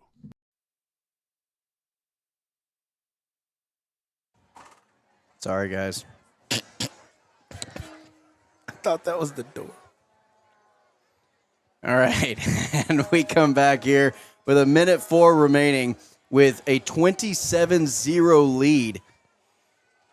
And the Connally Cadets push back to about the 25-yard line to kick this thing off because of the unsportsmanlike conduct in the end zone. Time of possession has been killer for the Gatesville Hornets. The Connally Cadets have possessed the ball so much longer than they have. And the key to that is that they have been able to put points on the board. 27-0 in the first half is like, where has this been all season? And we kick this thing off. Alan Martinez Tellez, and it's recovered at the 30 and gets it close to about the 50. Going to be a few yards short of it at the 46, and a late flag coming out. And another late flag. 2 very, very late flags as Gatesville Hornets are stuck on the sideline of the Connally Cadets. They finally get out of there. And I would imagine a little bit of unsportsmanlike conduct on the sideline of the Connally Cadets. Now, they can't get this thing out of control for the Connally Cadets. I said, go ahead, celebrate. Yeah, a celebration is different from excessiveness in terms of hitting all after the pushing play. and the shoving and the hitting and the grabbing. You don't need to do that. Yeah, a late hit from the return team. And that's going to go against Gatesville. So Connally going to be the victims of a late hit. So maybe a little bit of frustration from the Gatesville sideline. Yeah, that's Eli Phillips, the backup quarterback and linebacker, which and is a starting interesting punter combination. Yeah, interesting combination when you're the linebacker and quarterback. You'll never see anything else like that other than 4A football at the Texas high school football level. And Cam Scatterby. And Cam Scadaboo can do just about anything you ask him to do, including run through a brick wall. And Turner getting pressure on Keaton. Keaton escapes. Keaton now running, and he's brought down. Aiden Hernandez with a tackle. And I think that's going to be counted as a sack. It will be behind the line of scrimmage. Loss of 2 yards. People cheering or clamoring for a face mask. I think he got him. He got him on the chest. Yeah, it did look like a face mask, but the official was right there. Had that been a face mask, he would have seen it. He got him on the chest and it brought him down. Looked like it. Yeah. Spread formation, empty set for Gatesville. No running back in the backfield. Oh, screen pass, and that's going to go in the hands of Grady Keaton. So Keaton to Keaton connection, and good for maybe 3 or 4 yards. You got Hernandez over there. You got, just a host of Connally Cadet defensive players that were just there to make that play. And that is going to do it for the final play of this first half. 27-0. The Connally Cadets take it into the break with a 4-possession shutout over the number 3 team in the district. And that is going to bring us to the halftime break. We'll take a quick timeout. When we come back, your halftime report, which is brought to you by Texas Contracting Solutions, rapidly becoming the IT name in Central Texas for select remodels and new construction efforts. We'll be right back. At Casa Olay, we're proud to celebrate serving our guests delicious Tex-Mex specialties since 1973. We've been committed to quality and fresh ingredients used in the daily preparation of our menu items. Celebrate with us as we enjoy appetizers, Tex-Mex favorites, enchiladas, burritos, and tacos. You can order online or pick up your favorites at Casa Olay. Takeout, delivery, catering, or enjoy the atmosphere of Casa Olay, serving delicious Mexican food for over 50 years. 725 North Loop 340 in Belmead, or at CasaOlay.com. After my first car accident, I feared the biggest damage would be to my wallet. I expected a mountain of bills and a long, drawn-out process. But my Texas Farm Bureau insurance agent was there when I needed her and helped me get back on my feet and in my car in no time. Instead of a hassle, I got reassurance and a quick recovery. Stop by and see our agents at one of our 3 McLennan County locations. Coverage and discounts are subject to qualifications and policy terms and may vary by situation. Hi, I'm Dana Hassel, President and CEO of American Bank. Waco is a great place for business, and for more than 70 years, American Bank has been the bank for business. We continue to invest in our growing community with state-of-the-art branches conveniently located to serve you within minutes. Our experienced bankers, lenders, and decision makers work directly with business owners like you every day, providing tailored solutions, timely answers, and local insights face-to-face. Schedule a meeting with one of our bankers today and find out what makes American Bank the bank for your business. Member FDIC. At Sturdy Steel, we build more than grandstands and press boxes. We build the spaces where communities come together. Based in Texas and serving communities nationwide, we're proud of our reputation for dependable, high-quality work and strong client relationships that stand the test of time. From concept to installation, our team of skilled drafters, welders, and installers takes pride in delivering seating solutions designed to last. With a focus on dependability, transparency, and service, we are here to make the unique needs of architects, contractors, schools, and venues across the country. We ensure every project is seamless, sturdy, and ready for generations of fans to enjoy. That's Sturdy Steel. The Connally Football Halftime Show is sponsored by Casa Olay. We're proud to celebrate serving our guests delicious Tex-Mex specialties since 1973 and located at North Loop 340 in Belmead.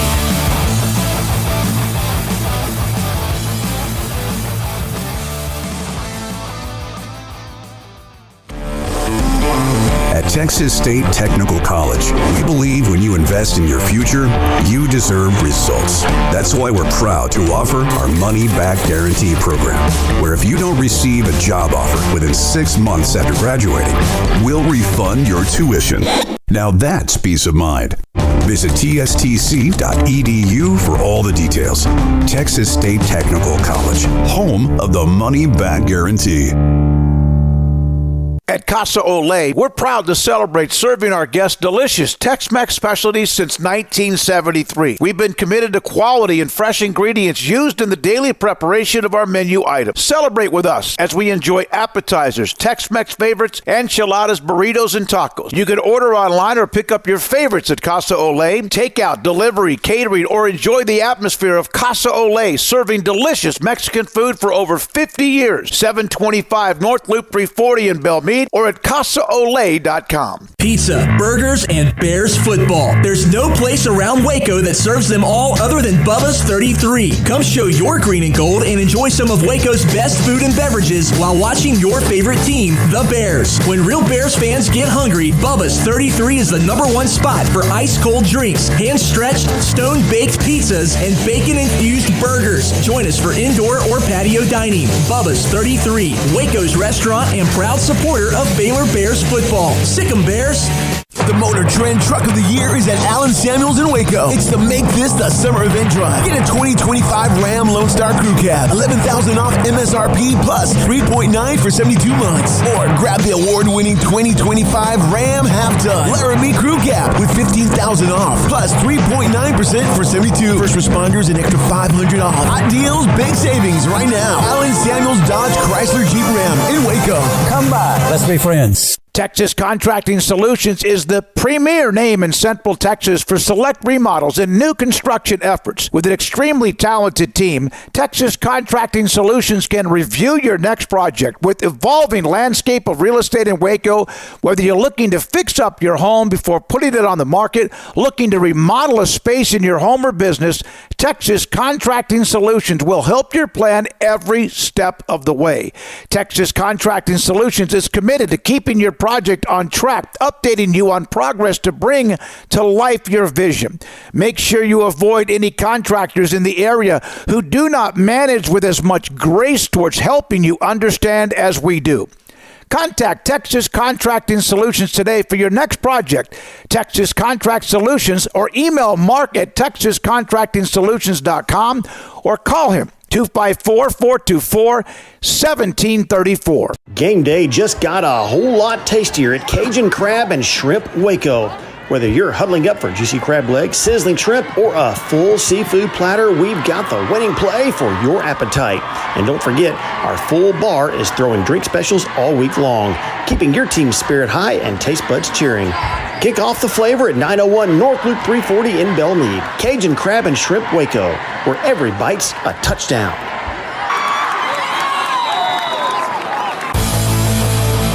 The Connally Football Halftime Show is sponsored by Casa Ole.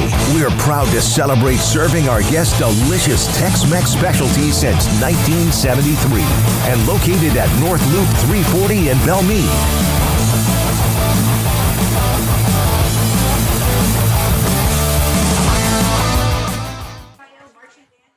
27-0 is your halftime score lead. The Gatesville Hornets here tonight. Connally trying to get off of a 7-game losing streak to end the season. And again, playoff lives are done for. Not going to make postseason. Gatesville still trying to fight for seeding. Now, that is also dependent not only on whether or not they win or lose this game, but whether or not the China Spring Cougars are able to beat the Robinson Rockets. And we just got a score on that game. It was, what, 26-0? 26-0. 26-0, Robinson in the lead over China Spring. So a very similar game over there, just not the team that that needs to be winning if you're going to root for the Connally Cadets to kind of play a little bit of spoiler. But right now, Gatesville's safe at that third spot in the district, depending on the other game going on as well. So Gatesville may be seeing that at halftime. Maybe there's a coach in the locker room kind of in the corner checking scores and going to relay the message to Coach Aguirre. And who they play. So you just want to, I mean, you don't want to go in. You won't consider yourself backing into the playoffs. But, I mean, you were able to do it when you needed to do it during the peak part of the season. So right now, you know. I'll make a reference to college football. Who lost the last game of the regular season and ended up winning the national championship a season ago? Ohio State. Exactly. They lose their last regular season game to Michigan. Yep. They get into the playoffs and they end up running the table and go to the national championship and win the whole dang thing. Exactly. So, it's not necessarily always how you finish the regular season. It's how you play in the postseason, regardless of how you finish the regular season. And so, not to take anything away from the Connally Cadets, but man, what a first half performance that we saw. Played carefree, played, not trying to push any type of issues that you had or trying to, really feel like they're forcing big plays to try to happen. Yeah. They're happening organically, playing aggressively, getting pick sixes, getting interceptions, getting two onside kick recoveries in the first half. Back to back after you scored the opening drive. Just what a performance from the Connally Cadets. Now, they'll come out here and they will kick off to the Gatesville Hornets till they try another onside kick to start the second half. I'm trying it. I got a 27-point cushion, but, the first half of this game, I don't know if you remember the book Where's Waldo? Yeah. You remember how happy you were when you finally found Waldo? Yeah. That's the way I feel right now. The Connally Cadets have found Waldo. They have found Waldo which tonight. is good football play. Yeah, they found good football. They found Waldo, and they're like, "Woo, there he is!" Now and now they everywhere they go, they see him. Yep. And it's just striped shirt and all organic. It's just organic, like you said. Though it's just and they're starting to see, like, man, we could have been doing this all season long because there's nothing different. They didn't add anybody. They did actually take away C.J. Evans, but they've dealt with injury all season long, and it's always been next man up mentality for this Connally Cadet team. But they figured it out. And here's the thing about it: just feels like they're playing loose and free. And was there too much pressure on them? I don't know. Week 1, week 2, it didn't seem like it. I feel like once they felt like they were behind in the standings, whether that be they lost to China Spring, I think that kind of started the avalanche. And then the pressure was there. And then you have Robinson to back that game up in a game where Robinson's the number 2 team in the district, and so just losing to a better team. And then you got Lorena. You're like, okay, here's our second chance to come up and win this game. Then you let another one slip through your fingers, and then it just dog piles on. And then you've got La Vega, who's the number 1 team. So you can give La Vega and Robinson their due in those 2 games, but you really feel like the China Spring game got away from you. Definitely. You let Lorena slip through your fingers as well. And those are 2 games that if you flip those 2 games and you play like you're playing here tonight, man, you're the 3 seed in the district. At least the 3 seed. But the thing that I'm most impressed with is like they're doing this against a good Gatesville Hornets team. This team is 7-2. So that means you can say what you want to say about their non-district. They beat everybody that you put in front of them. They've got 2 losses, and they're against the number 1 and number 2 teams in this district. Yeah, and they were very, which are no slouches by any means. Exactly. Yeah. So it's not like they're doing this against a team lesser than them. They're doing this against a team that's 7-2. Well, we also saw last week where the Connally Cadets, where they really took it to La Vega in that first half. They did. It was only a possession game. They did at halftime. They did. Played La Vega very tough in that first half, and then again that second half kind of let it slip away from them, especially there at the end of the game. Got one last final score that made it a 3-possession game. But man, that game was close really throughout the entire contest. Well, that's been the Connally Cadets' MO all season long. They have not been able to put a complete game together. Yeah, we've talked about that. They'll come out and play really, really well the first half, and then the third quarter, been their bugaboo, and then they seem to just go backwards and they can't catch up. Or it's been vice versa. Exactly. Like we saw in Athens. Exactly. Where the game started off rough. Yeah. And then all of a sudden, hey, we're playing pretty good in the second half. If we would have just done this in the first half. But you're trading scores and you're down by two possessions. And you cut it down to 1, but you're trading scores, so it stays to that 14, 21 point range, and you can't get a stop. Exactly. So again, it was just kind of a bad luck season with injuries to this Connally Cadet team. Some unfortunate bounces that didn't go their way, that went their opposition's way. And it just continued that direction all year long until obviously here tonight you find yourself everything going in your favor and you're up 27-0. Not to take anything away from what the Connally Cadets have done here tonight, but you just feel like if you could have gotten some of this type of play throughout the regular season, you find yourself playing next week in the playoffs. Exactly. There's a lot to be said about pressure. Now, we forget, all of us broadcasters and us fans and everybody that knows football, these big brains, we tend to forget that those are 14, 15, 16, 17-year-old kids. And pressure is real. They may go, no, we're good. And they may say the right things because they know that they're going to be in front of a camera or in front of a cell phone or in front of a microphone. So they're going to say the right things, but pressure is real. But when the coaches finally said, okay, guys, this is it. Go out there and play ball. Yeah. You know what I'm saying? You got nothing to lose. What did Coach Garrick say to you? He said something about if you want to do some things that we've told you not to do, just go out and do it tonight. Have some fun. And guess what? Yeah. It looks like it's working for them. Let's go ahead and take a quick time out. When we come back, we're going to give you some scores around the area, including some of the final district games going on in District 12. But you are listening to Connally Cadet Football right here on 365 Sports, Rogue Sports Network, and 107.9 The Bull.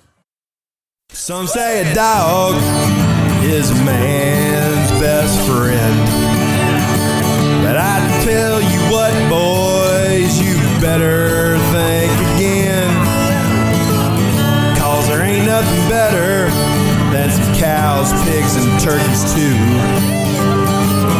I love to cover them in sauce down at Rudy's Barbecue. Bring all your friends to Rudy's for some tasty oak smoke barbecue. Next in line.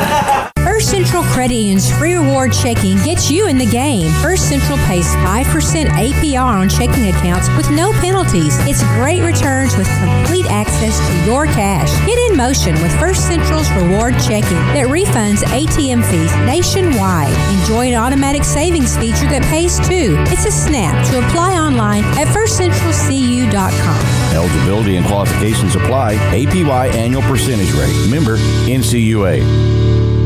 Hi, I'm Dana Hassel, President and CEO of American Bank. Waco is a great place for business, and for more than 70 years, American Bank has been the bank for business. We continue to invest in our growing community with state-of-the-art branches conveniently located to serve you within minutes. Our experienced bankers, lenders, and decision makers work directly with business owners like you every day, providing tailored solutions, timely answers, and local insights face-to-face. Schedule a meeting with one of our bankers today and find out what makes American Bank the bank for your business.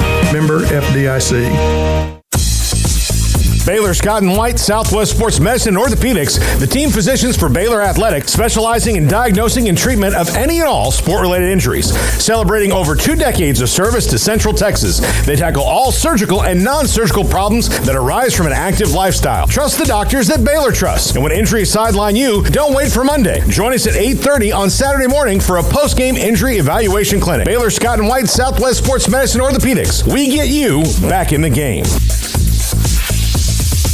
Game day just got a whole lot tastier at Cajun Crab and Shrimp Waco.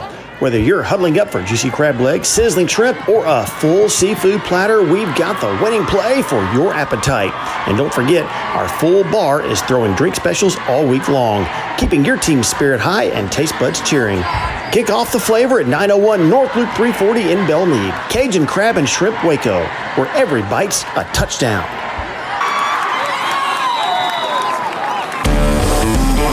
At Texas State Technical College, we believe when you invest in your future, you deserve results. That's why we're proud to offer our money-back guarantee program, where if you don't receive a job offer within 6 months after graduating, we'll refund your tuition. Now that's peace of mind. Visit tstc.edu for all the details.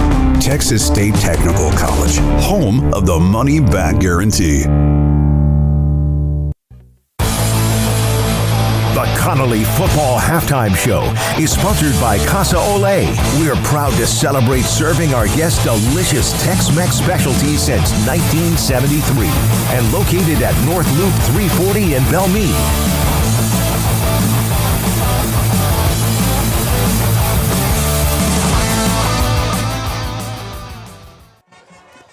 Let's go ahead and give you some scores and updates around the area here tonight in the season finale for a lot of these teams at the Texas high school football level. And some of these teams obviously going to go continue on their play next week in the area round of the first round of the playoffs. But Midway played Coppers Cove last night. This is a yesterday, Thursday night score.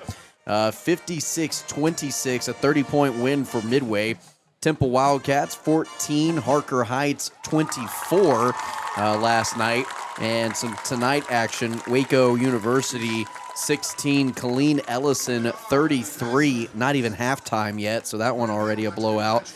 Within the district, the Robinson Rockets 26, China Spring 0, and China Spring needing to win that game if they want to advance up to the 3 seed. With Gatesville losing tonight, a big opportunity for China Spring, but a heavy task to take on the Robinson Rockets on a win. Especially with a lead like that. Especially with that. A very, very much an uphill climb. And then Waco La Vega, the Pirates, 28, Lorena Leopards 0. That game also at halftime. So every game right now, at least a 4-possession game in every single one of these games here tonight within District 12. So not a lot of close action happening within the district. Belton Tigers 18, Brenham 42. Brian Rudder 19, Waco Lions 16. That's with a minute 30 remaining in the first half of play. The Madisonville Mustangs 35, Giddings 0. Salado Eagles 35, Smithville 0. So a lot of blowouts here tonight. Oh yeah, man. There's pretty much. I've got a couple here. I've got the Grandview Zebras, who the Connally Cadets played 35, Mahale Black Cats 7. Here's a close game between two teams that really are kind of struggling this year. You got the Maypearl Panthers 14, Groesbeck Goats 14 at halftime. You've got the Clifton Cubs 7, Brady Bulldogs 0. You know, I like the Frost Polar Bears. That's one of my favorite teams. Of course. But they're up against the Bremond Tigers, and they're down 41-0 at halftime. Bremon's it's a tough task. Yeah, Bremon's the number 1 in their district right now, and they're doing pretty good. Hillsboro Eagles 14, Godly Wildcats 21. The Axtell Longhorns, obviously they got a Itasca forfeit.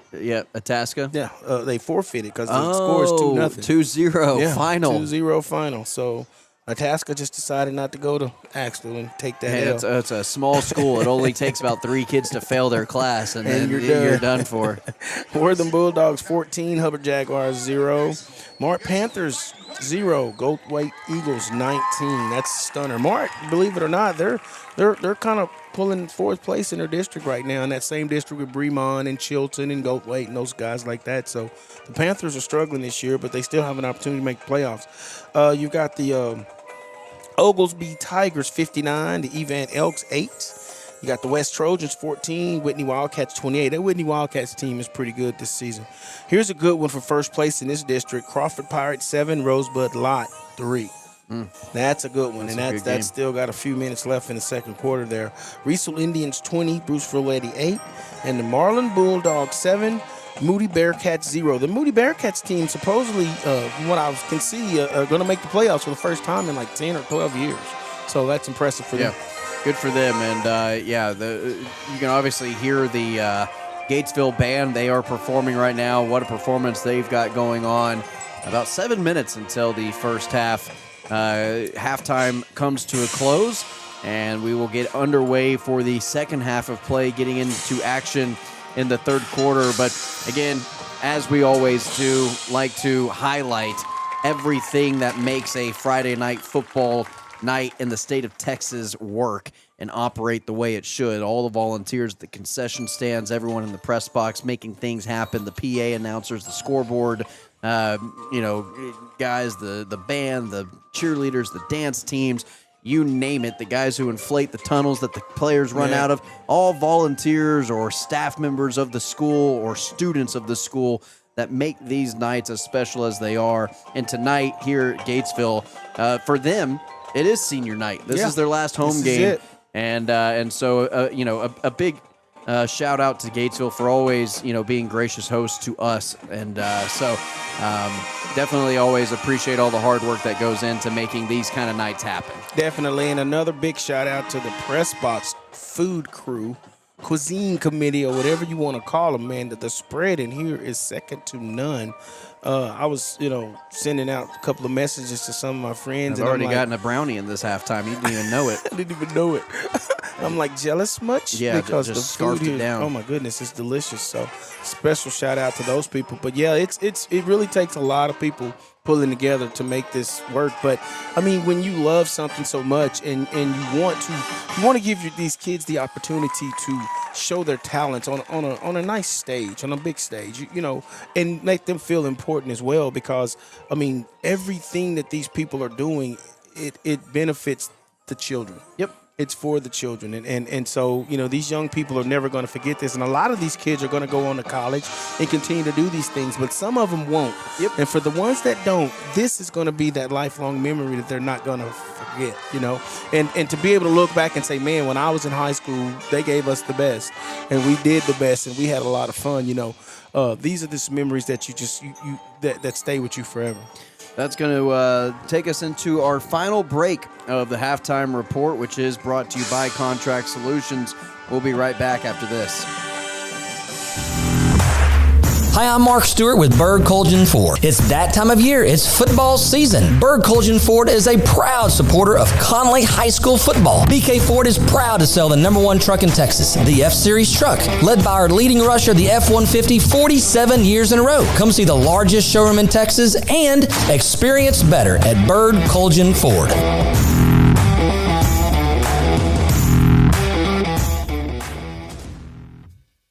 Pizza, burgers, and Bears football. There's no place around Waco that serves them all other than Bubba's 33. Come show your green and gold and enjoy some of Waco's best food and beverages while watching your favorite team, the Bears. When real Bears fans get hungry, Bubba's 33 is the #1 spot for ice-cold drinks, hand-stretched, stone-baked pizzas, and bacon-infused burgers. Join us for indoor or patio dining. Bubba's 33, Waco's restaurant and proud supporter of Baylor Bears football. Sick 'em, Bears!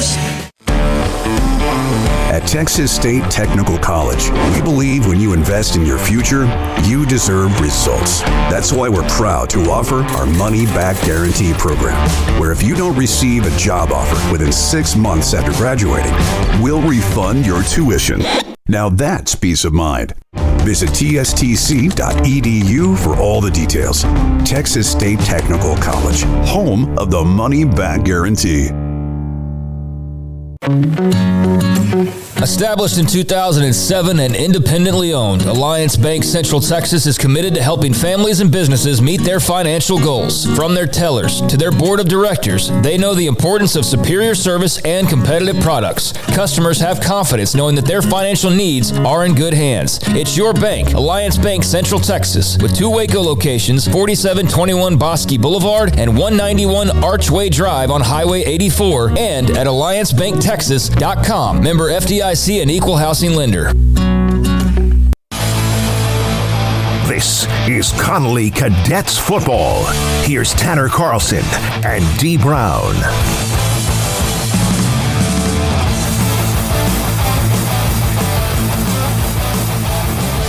And as we wrap up the halftime report here, you can obviously take a listen to the Gatesville band as they are putting on quite the show here in the final performance of the season here in front of their home crowd.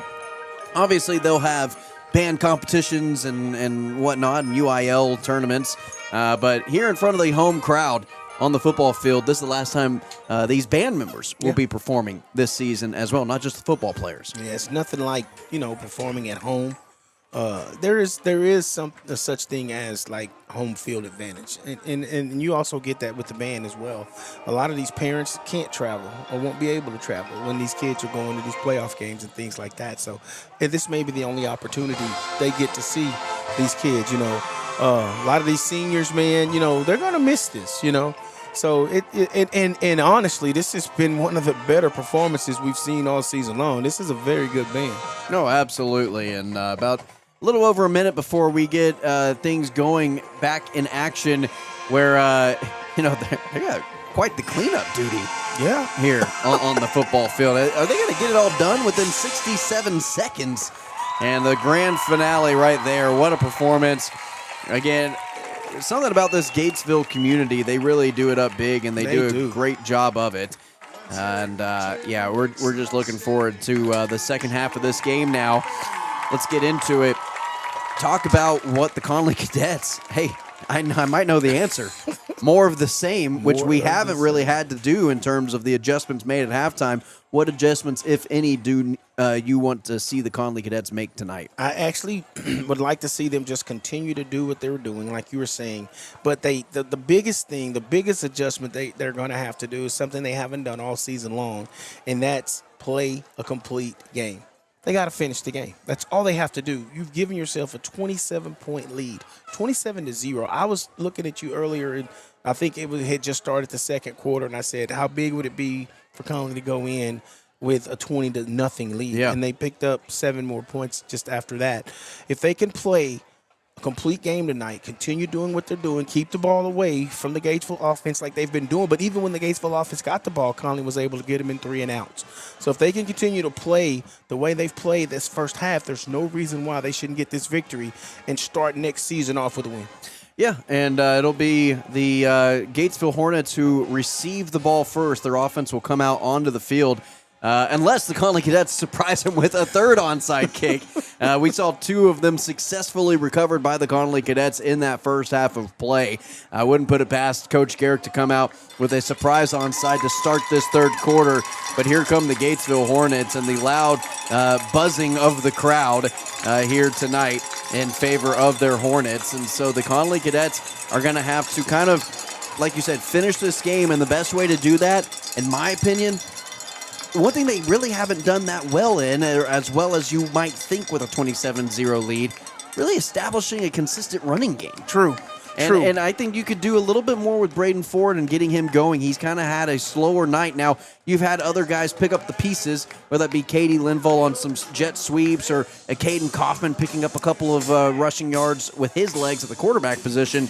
But I'd like to see this running back group really take over the second half. Well, they started the game off running Braden Ford, and then you noticed how the Gatesville Hornet defense started stacking the box. So then they started adjusting that by throwing the ball out to the wing, throwing the ball to the corners, little quick slants and things like that. And that basically backed the defense out. Now, once you do that, then you go back to the run. Braden Ford is very capable runner. If you give him the ball in space, he's going to find a hole and he's going to get through there. So, like you just said, I would like to see him pound the ball at him, continue to run the clock, and keep those possessions heavier, leaning towards your side. They did that in the first half. The whole first half, they pretty much did it. Not the first quarter, but the whole first half. Yep. So if they can do those 2 things, they've got the recipe for a victory. Well, here we go as these 2 teams ready to go. Alan Martinez-Tejas pooch kick to the 25-yard line, and it will be returned from there and getting tripped up around the 40-yard line. Down goes the return man, and the Gatesville offense comes out onto the field to start this third quarter of play at about the 42-yard line. They're going to officially mark it at the 43.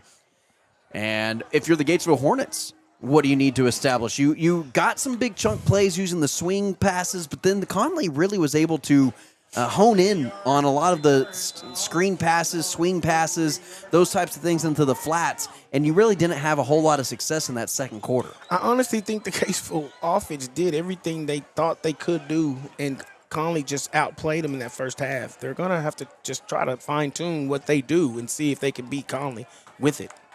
A fake jet sweep, pressure by Daniel Hancock, and it's intercepted by Katie Linville to start the third quarter. Katie Linville at the 40. Katie Linville, there's flags on the field, but the interception will count. And the interception for Katie Linville, his second of the game. I think you're going to get a blindside block on Connally. Perfectly fine. I don't care about that. Yeah, don't care about that. The interception will stand. The offense will come out onto the field for the Connally Cadets. What a huge play to start this second half. Talk about slow starts in the third quarter.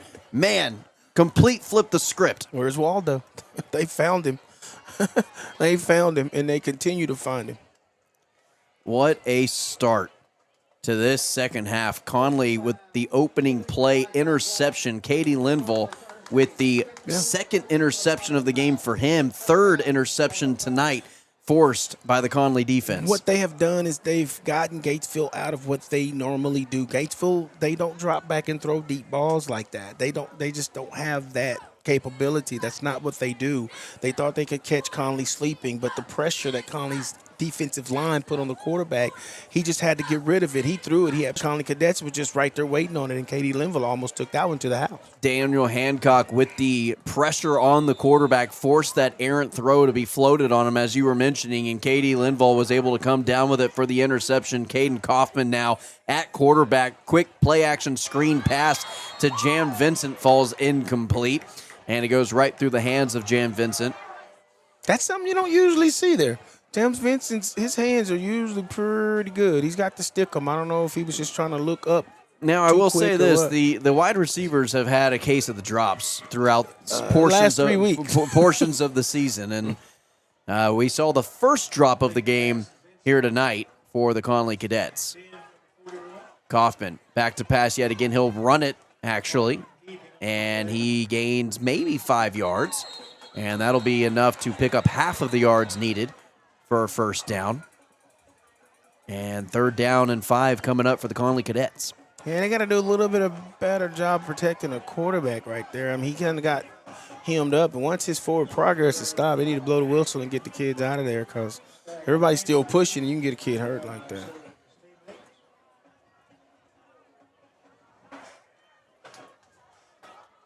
So 3rd and 5.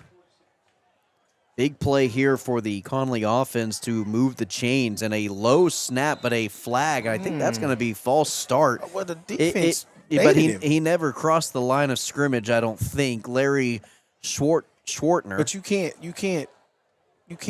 can run as close to that line of scrimmage as long as you don't go past that line of scrimmage. If the offense jumps, that's on the offense. I think he got in there. And that you can go so far, but I don't know. We'll see what they call. Offside on the defense. Yep. Good call there by Datron Brown. And that'll be an automatic first down for the Connally Cadets. So not needing to convert the 3rd down, the defense gave it to them. Yeah, I'll take my test next Monday to get my stripes and be an official. You know what? They are in desperate need of good officiating. Oh, yeah. But I'm going to do it from the press box. Oh, okay. 1st and 10 from the 49-yard line inside Gatesville territory. Quick pass to Katie Linville. He's able to bring that one in for a gain of about 5. And that's what it's been for the Connally offense tonight. On the passing game, quick curl routes, comeback routes, screen routes that go for about 5 or 6 yards and then try to hit them over the top of the big one. I was just about to say that. It's like they're setting them up, and Gatesville just hadn't figured that out yet, but they just been one-on-one in the corner of the end zone, and the Connally Cadets wide receivers have just been winning. One-on-one coverage down here at the bottom of your screen, and that's going to be a handoff to Braden Ford. Braden Ford breaks That's it. What it Braden is. Ford, touchdown, Connally to start this 3rd quarter off. What a play. What a game. What a series for the Connally Cadet offense to start this 3rd quarter off with an interception and it resulting in a touchdown. That's another Bam Builders touchdown right there for Braden Ford. We got an injured player down. I think that might be Roy Hitt, but I can't really see the number. But that's exactly what we were talking about, coming out. That's the adjustment they need to make. You keep throwing that ball over, in the flats like that, and your receivers, keep getting those passes, and you creep everybody up, and then you stick it in the stomach of Braden Ford, and he does what he does right there. Braden Ford with a 45-yard touchdown run as we still trying to find out who the injured player is on the field, and they are going to get him up onto his feet. And that is going to be, I believe, that is Leo White. Yeah. It looks like he may have just gotten the wind knocked out of him because he was laying there. You can just kind of tell sometimes. But I don't want to speculate. I guess we'll know if he's in on the next offensive possession. And the Connally Cadets putting it on the Gatesville Hornets here tonight. Right out of the gates in the first half, right out of the gates here in the second half. And trying to extend this lead to 34 points. And it is blocked. Extra points have not gone the Connally Cadets' way. Still trying to run after it. Recovered by Connally, but it's a dead ball, and that will end that. At this point, I'm going for 2 the rest of the game. If we get in the end zone again. We being if I'm Coach Garrett. Also, I mean, you don't really need to work on your extra point game. Nah. You don't need it for next week. You might as well go for 2 and not get every single PAT blocked or missed or anything. They've made 1 tonight. So the Connally Cadets have 33 points on the board. They've made 1 extra point. 1 extra point. Just want to let everybody to know that. 1 extra point, and I think they did 1 2-point conversion. They did convert a 2-point conversion, but they've only made 1. So they've got 3 extra points out of the 6 touchdowns that they've made tonight. 5 touchdowns that they've made tonight. I mean, if you get all the extra points in there, I mean, this is really out well, of hand. it should probably be a 35-point. So let me ask you this. At what point, you kind of mentioned this, you hinted towards this in the first half, but at what point do you honestly, as a Gatesville Hornets coach, just go, hey, okay? I would think probably now. I mean, it's 30. Your starting quarterback has 3 interceptions. Yeah, I mean, you just, okay, we need to save these guys. We're going to playoffs. They aren't. They have nothing to lose. I mean, if somebody just decides to get Buck Wild out there and late hit or something, I mean, because he's mad or something, and then you got one of your star players out, I mean, kids do things like that, and it may be something that's not even intentional. You know what I'm saying? It could just be something that happens. Football is a physical sport. Everybody knows that.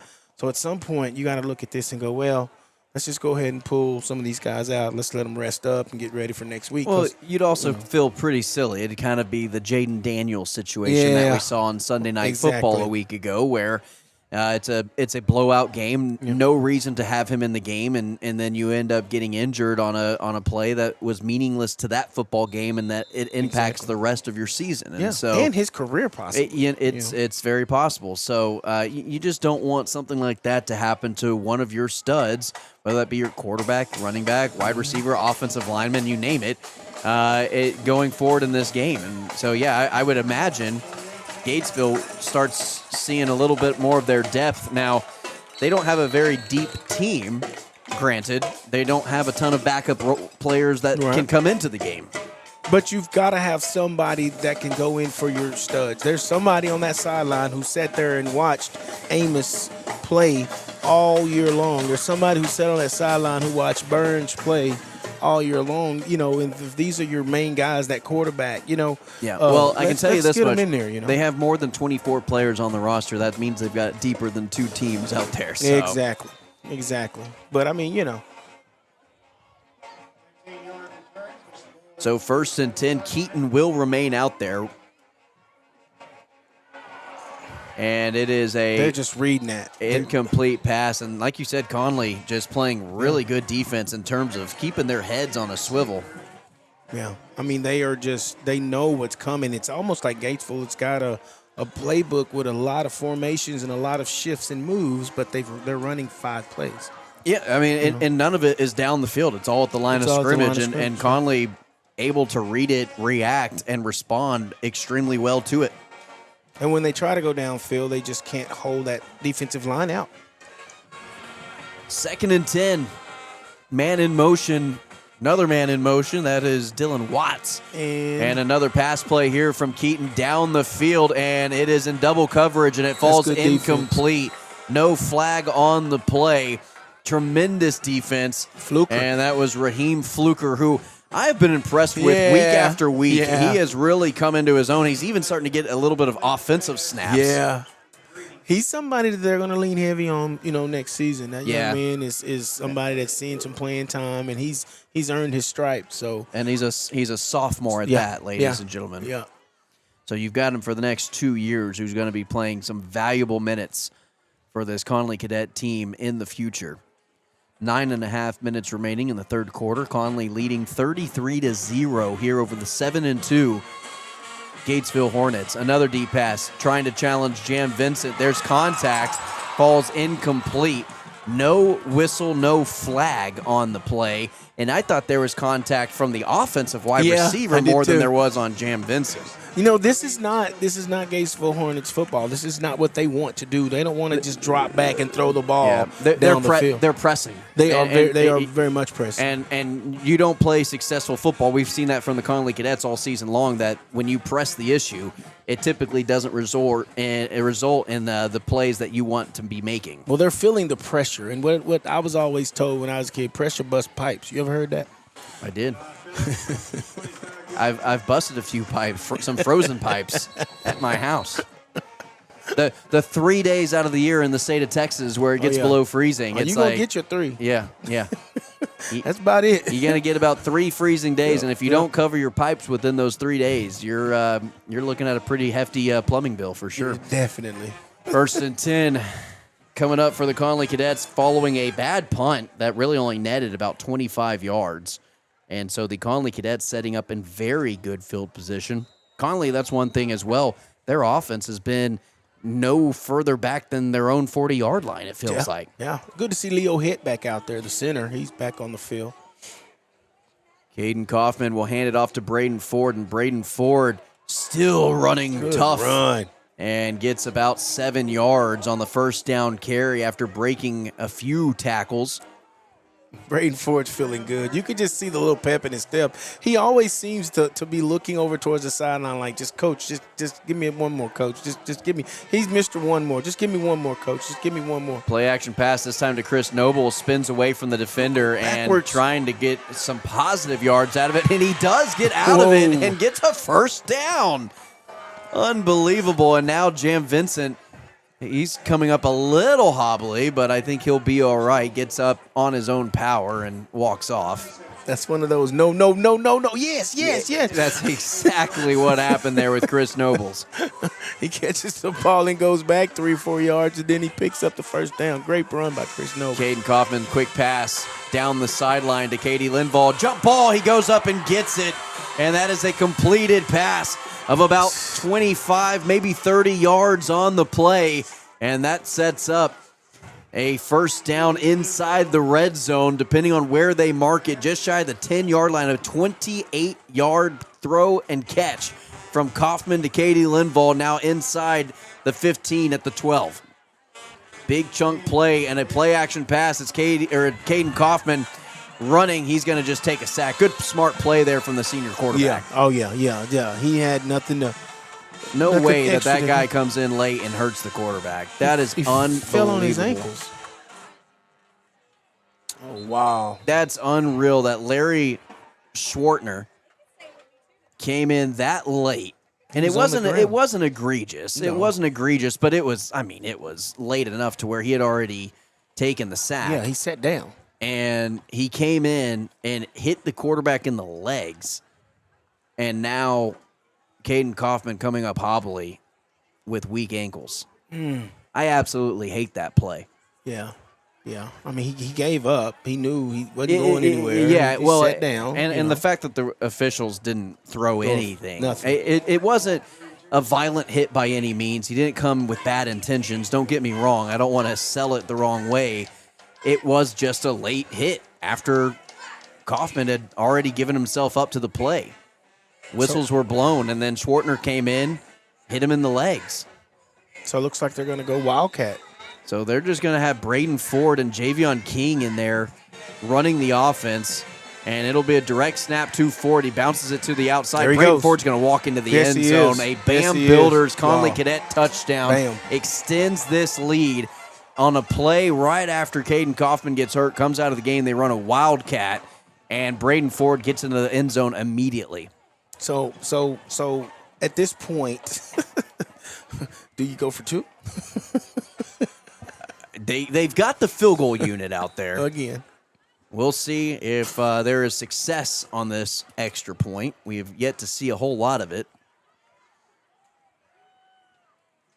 Diaz puts it up, and that one looks to be good. It is good, and it is a 40-0 lead here at McCamey Stadium, home of the Gatesville Hornets. Connally dominating in the season finale. We'll be right back. That's another Cadet touchdown, brought to you by View Homes Waco. now building in Robinson and Lorena. These beautiful, energy-efficient homes offer modern designs, open floor plans, and family-friendly prices, all from a builder you can trust. Don't miss your chance to find your perfect fit close to home. Call 254-602-4737 to learn more. View Homes. Tough Shed is #1 for a reason. We started building and visit our Waco showroom located at 7705 Woodway Drive near Santa Fe Drive. Dream, design, deliver, install. Tough Shed.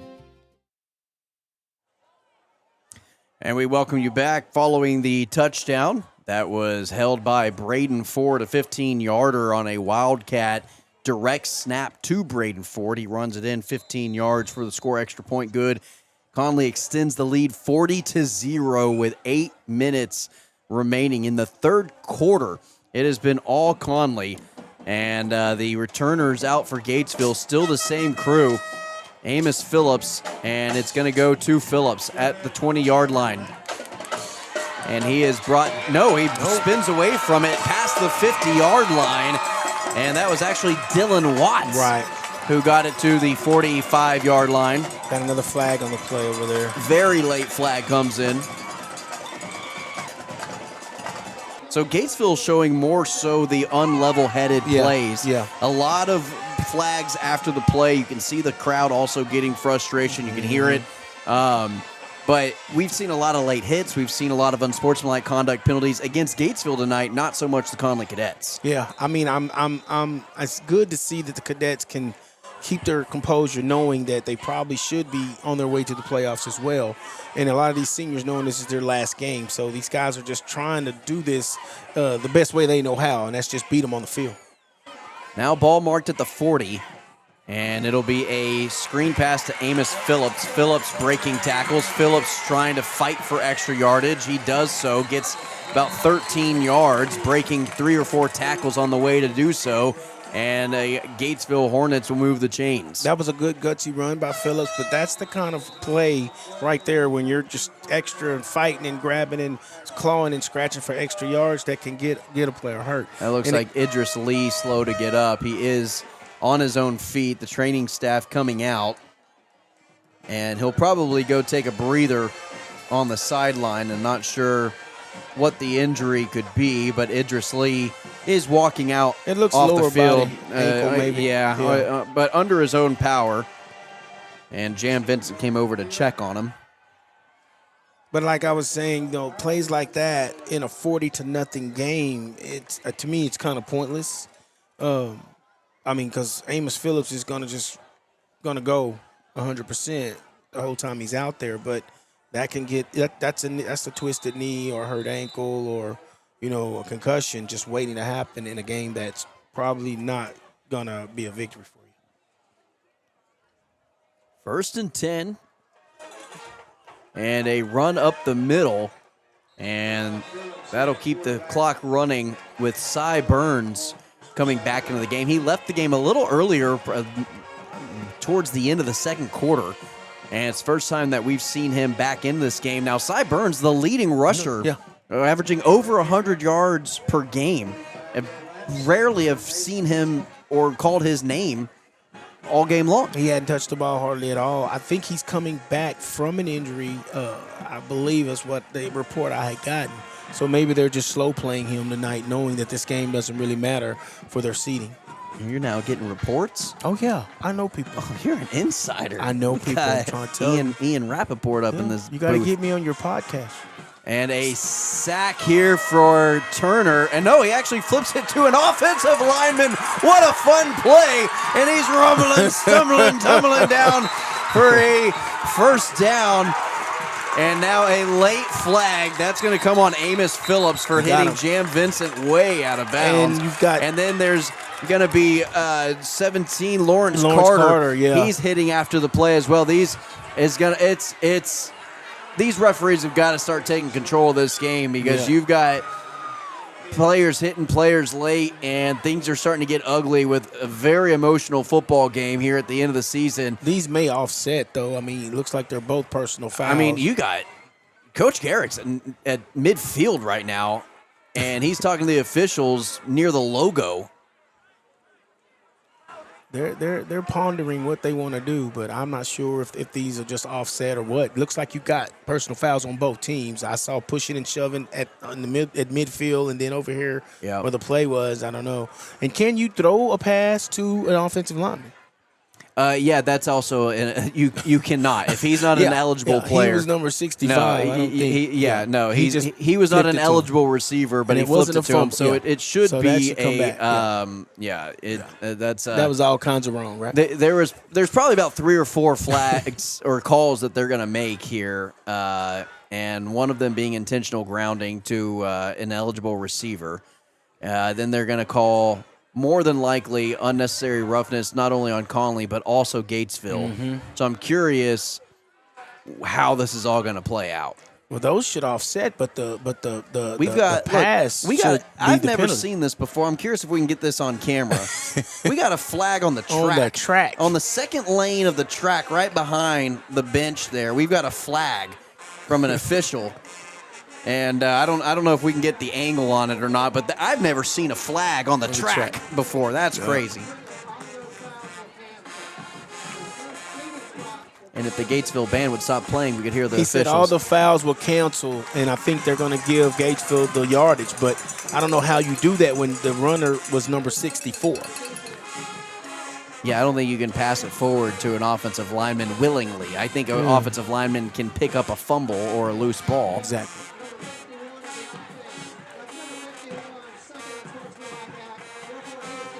Ah.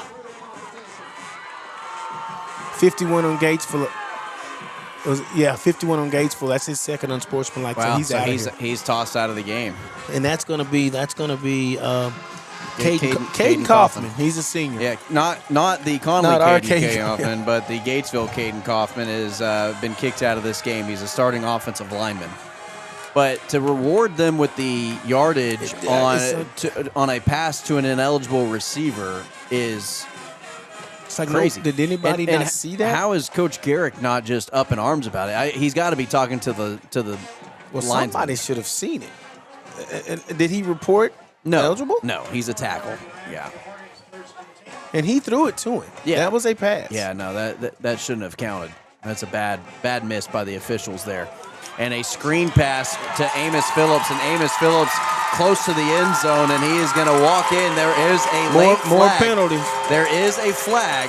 Now, I don't know if that's going to be after the play or during the play, but there is a flag that was during the play. Came in right as Amos Phillips was crossing the goal line.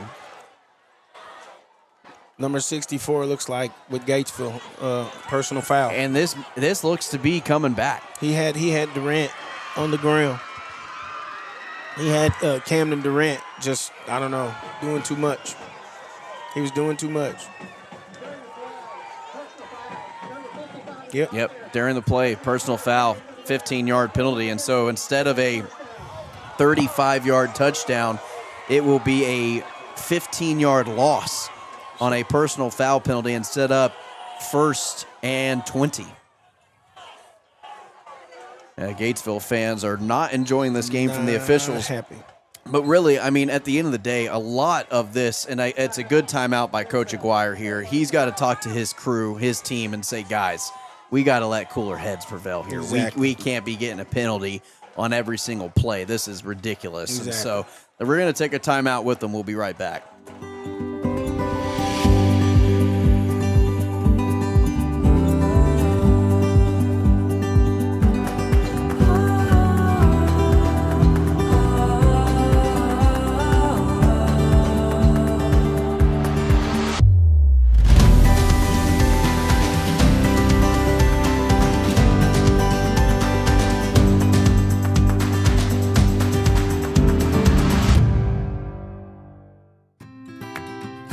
For more than 70 years, Community Bank and Trust has established a strong legacy of care and trust.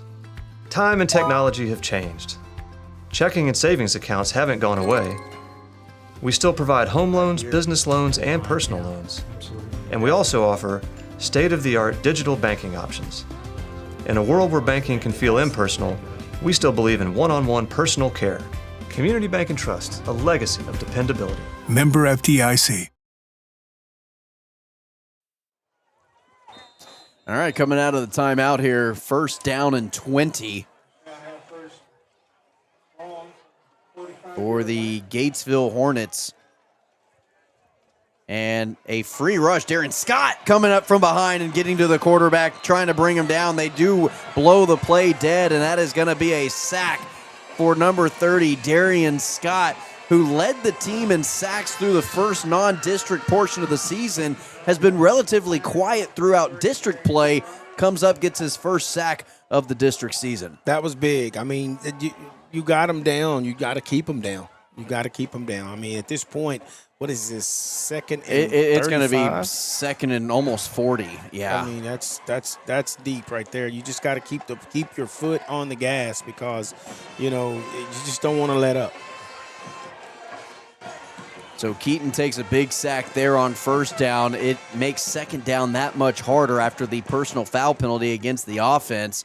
And a quick screen pass here to Amos Phillips, and Phillips is tackled from behind. He's brought down hard and only gains maybe 5 yards on the play. Daniel Hancock caught him from behind. It was a screen. Daniel Hancock had a free release. After he realized the quarterback threw the ball, he just veered to the right and just tracked him down. That's what you do. It was a good, strong tackle, too, from behind. Got him down.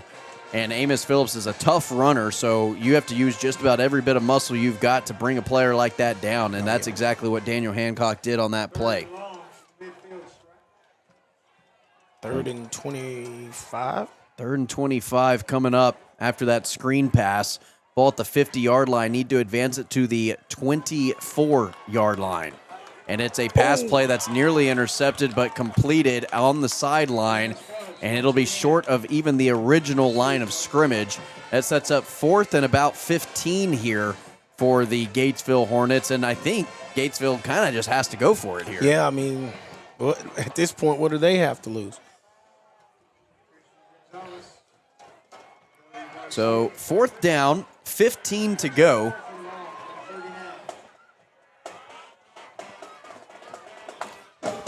And the game clock and play clock both ticking down. 4 minutes, 30 seconds remaining in the 3rd quarter of play. It's 40-0. Connally with the lead. Gatesville going for it at Connally's 40-yard line. 4th and 15. Back to pass. Keaton steps up, delivers the ball down, and it is nearly caught on the deflection from the running back, but the pass falls incomplete in between 2 Connally defenders. That's good and defense. It'll be turnover on downs for the Connally defense. Good defense with by the junior Xavier Williams. He's getting a little bit more playing time.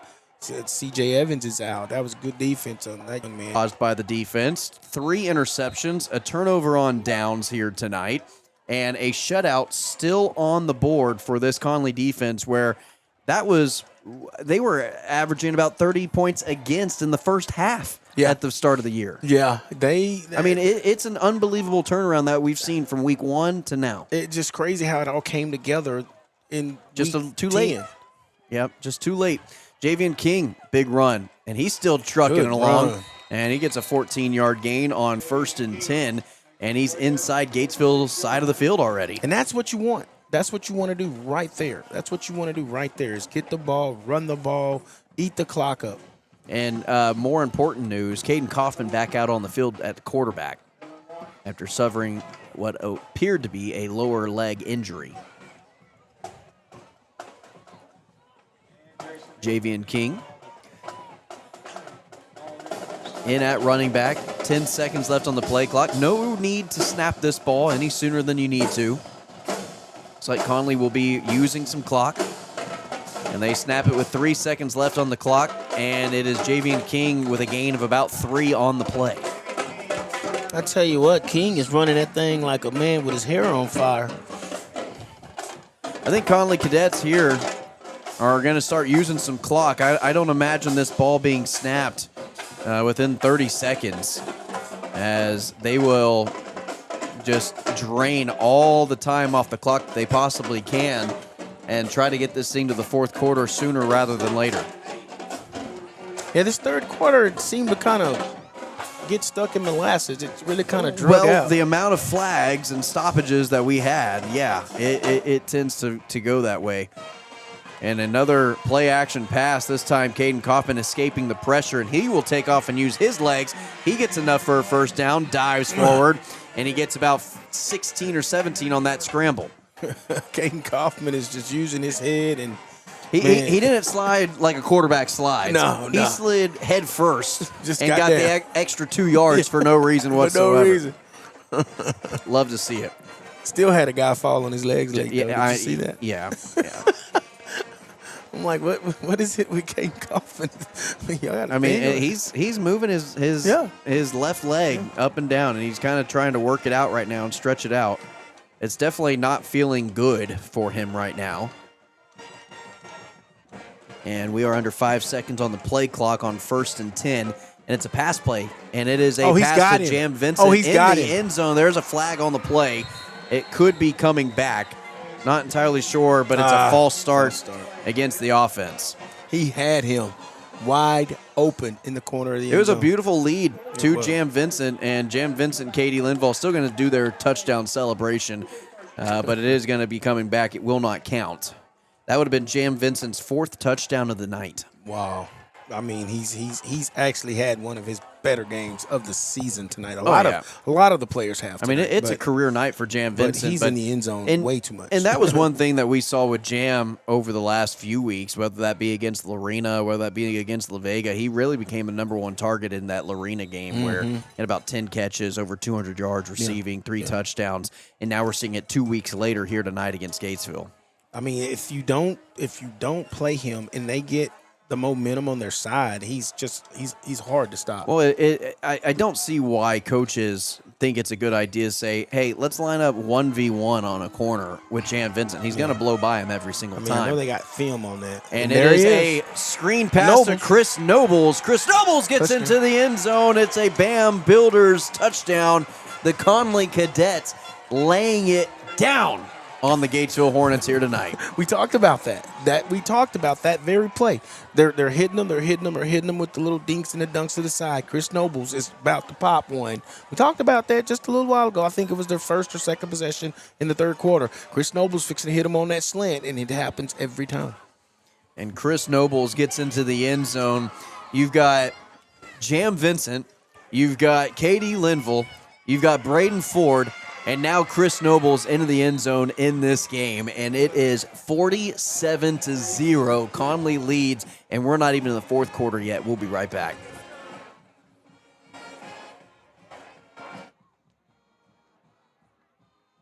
That's another Cadet touchdown, brought to you by View Homes Waco.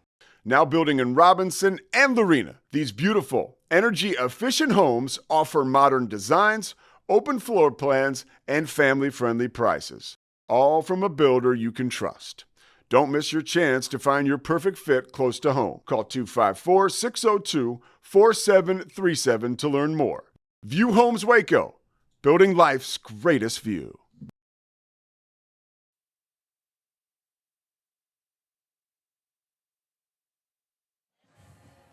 (47-0), 2 minutes, 8 seconds remaining in the third quarter of play, and the Connally Cadets have not looked back since taking the lead here in the first quarter and getting back-to-back possessions on an onside kick after scoring on the opening drive of the game, and it has been all Connally Cadets since. So the Connally Cadets will kick off from the 40-yard line and get the defense back out on the field. What a performance it's been from the defense. Man. If you, 0 in the third quarter, and your offense is putting up 47 points, you talk about complimentary football. Yeah, and it's been done on special teams. Yeah. And they're getting takeaways. Martinez Tejas had a punt from the 30-yard line that ended up inside the 15. Yeah. It just been 2 special teams recoveries on onside kicks. A lot of it has been a complete game. The worst part about this game for the Connally Cadets, extra points. That's it. And I'll take that. And to get to the point where extra points is a bad thing, that means you're getting in the end zone. If that's the worst part about your game is the extra point team, then you've got a pretty good team on your hands. I'll tell you that. That means you're getting in the end zone at that point. So, we'll take that if you're the Connally Cadet. You think there was a little bit of harsh feelings from last year's game went into this? I do. I think so, too.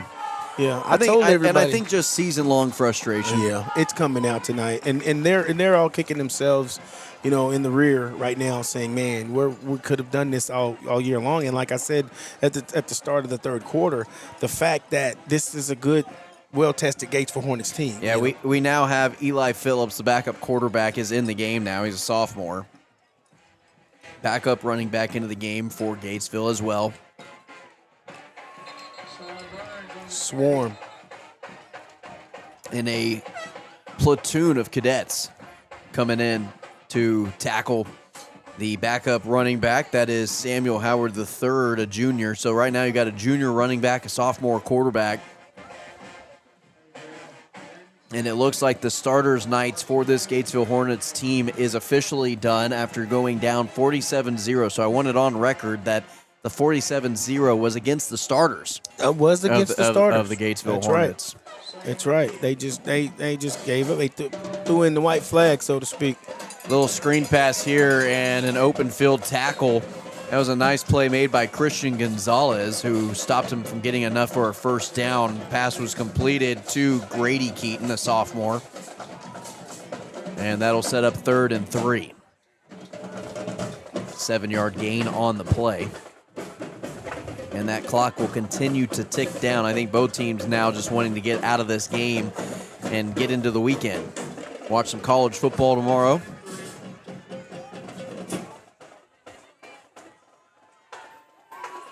Third and 3.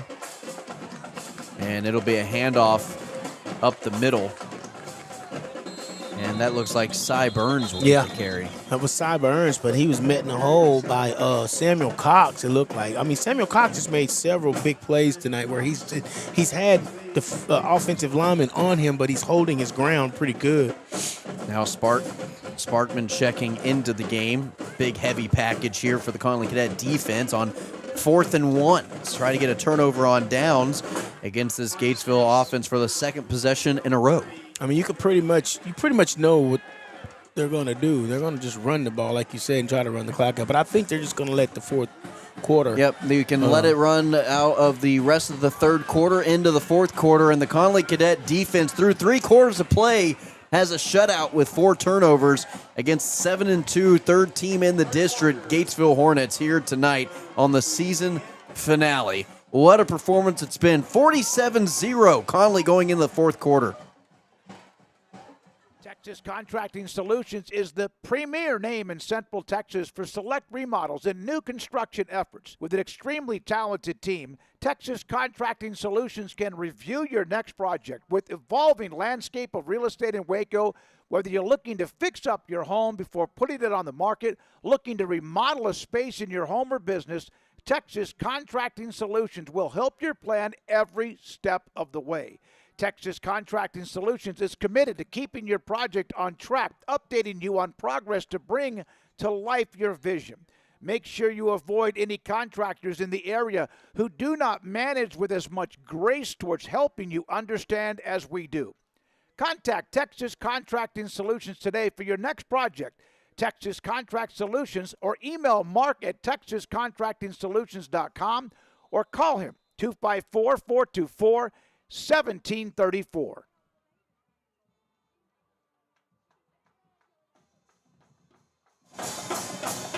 It is 4th and inches coming into the start of the fourth quarter of play. It's 47-0. Connally with the lead. Connally on defense trying to get another turnover on downs. It's a direct snap to Amos Phillips, and he lowers his shoulder, gets enough for a first down, gain about 5 yards on that play, and it sets up first down for the Hornets.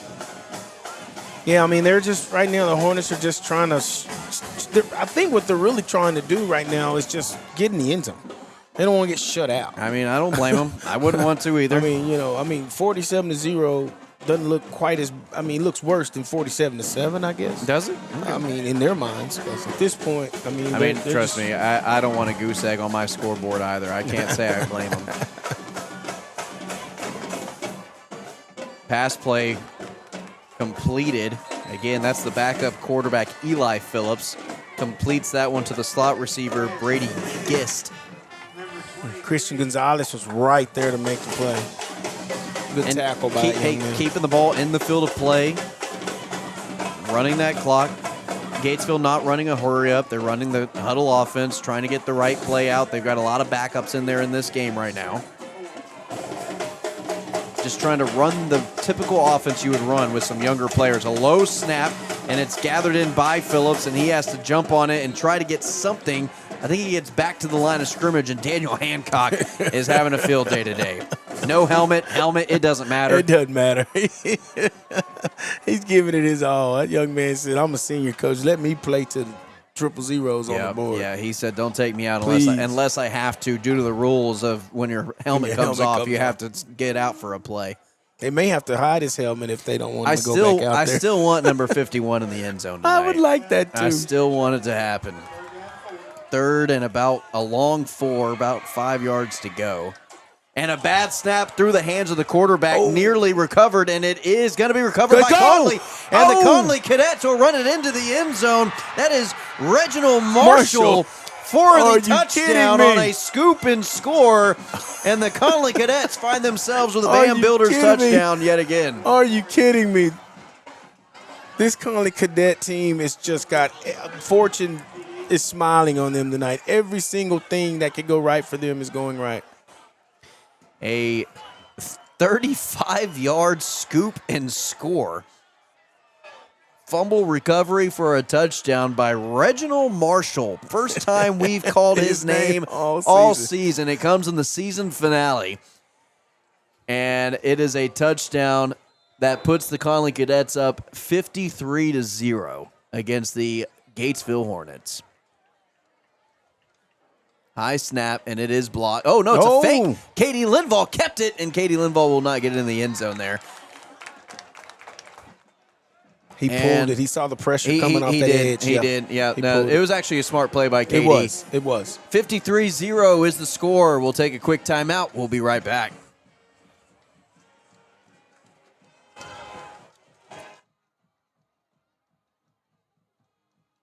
That's another Cadet touchdown. Brought to you by View Homes Waco. Now building in Robinson and Lorena. These beautiful, energy-efficient homes offer modern designs, open floor plans, and family-friendly prices. All from a builder you can trust. Don't miss your chance to find your perfect fit close to home. Call 254-602-4737 to learn more. View Homes Waco. Building life's greatest view.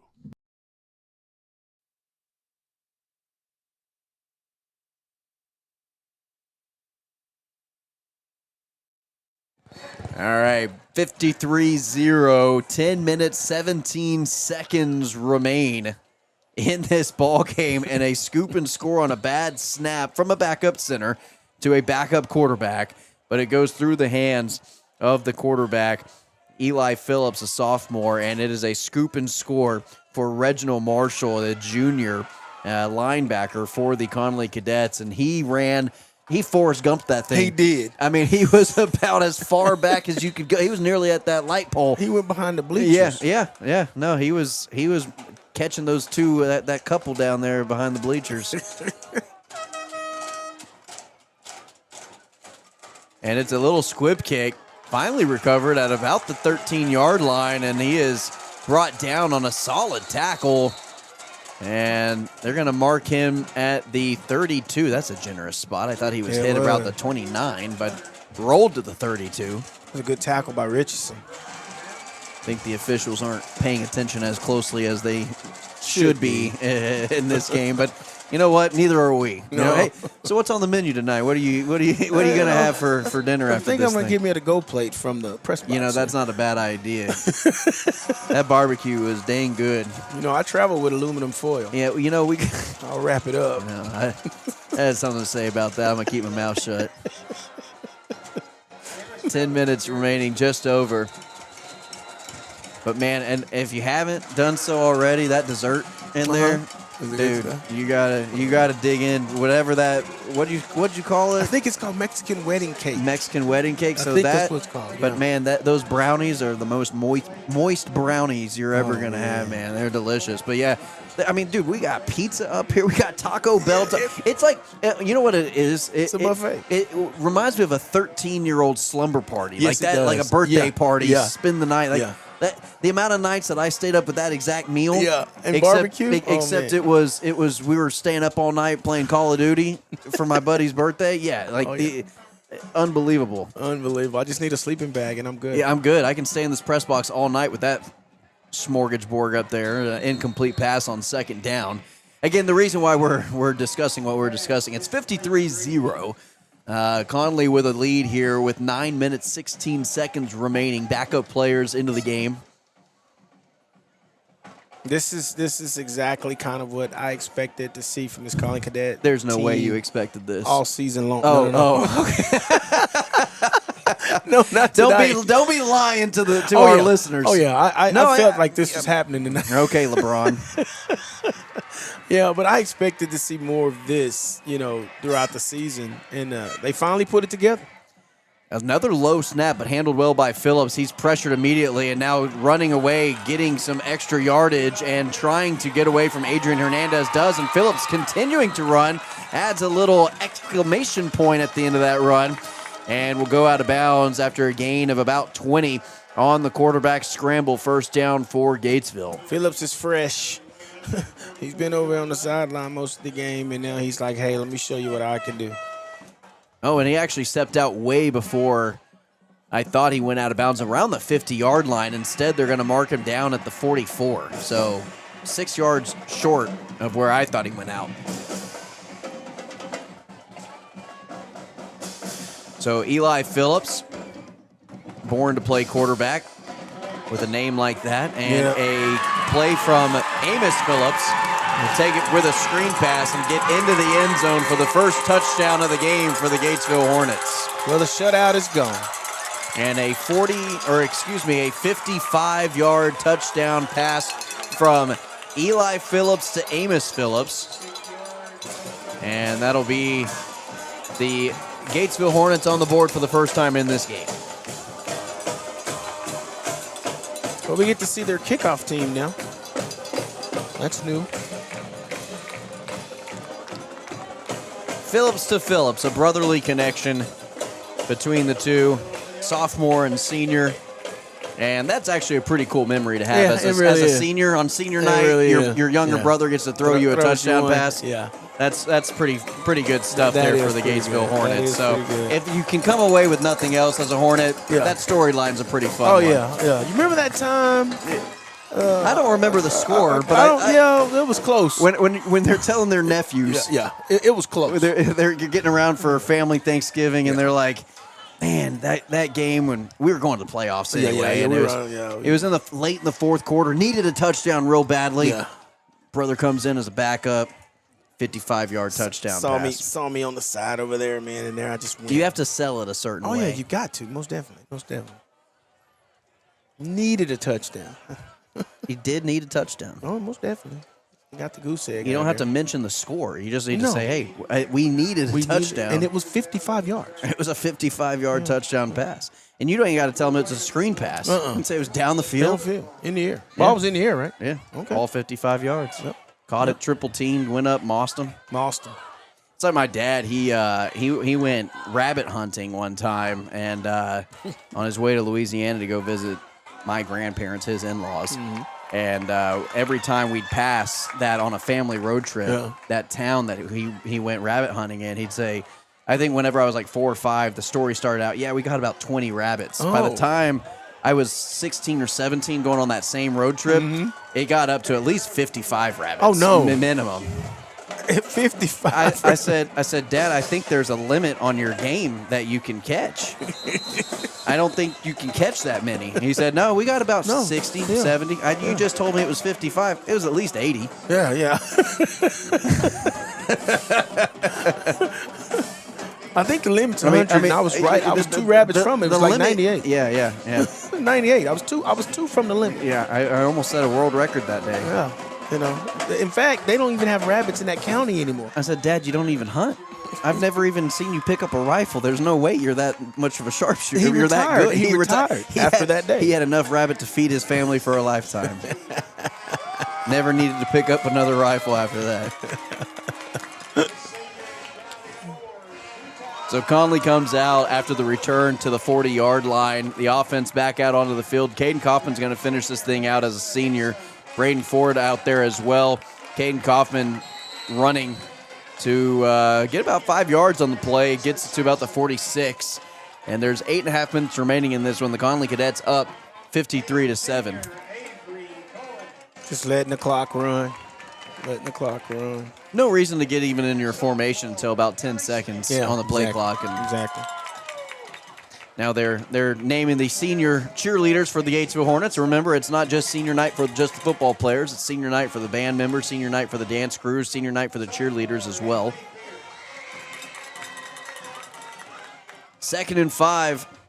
5 seconds left on the play clock, and it'll be Caden Kaufman handing it off to Braden Ford. And Braden Ford trying to break tackles. Man, if you are number 54 for the if you're Samuel Adam for the Connally Cadets, you can't just stand there on a run block. Block, you're not. He stood there like pass pro. He stood there. And just was like, come at me. And they're like, no, this is a run play. Why would I? Dude, go up there and meet a linebacker and put him on the ground. Put him in the dirt. All he's got to do is get in somebody's way. Braden Ford will do the rest. Well, he got in Braden Ford's way, but again, there's really no use in trying to break down plays at this point in the game. 7 minutes, 20 seconds remain. 5 seconds left on the play clock. 3rd down and about 4 to go. About as comfortable as a lead as the Connally Cadets have had in about 3 years, maybe. Yeah. And a tackle for loss on that. Connally will run the timeout yet again, about all 40 seconds off the clock before they punt this thing away. I mean, it's been a long time since the Connally Cadets were this comfortable. Well, Caden Kaufman is going to stay out there on the field. It's been at least 2 seasons. I mean, I really think maybe there was a couple of games where Jam Vincent played quarterback, I want to say against Mejia, and it may have been 2 seasons ago at home where that game was over. I think Kobe Black was on the team. Yeah.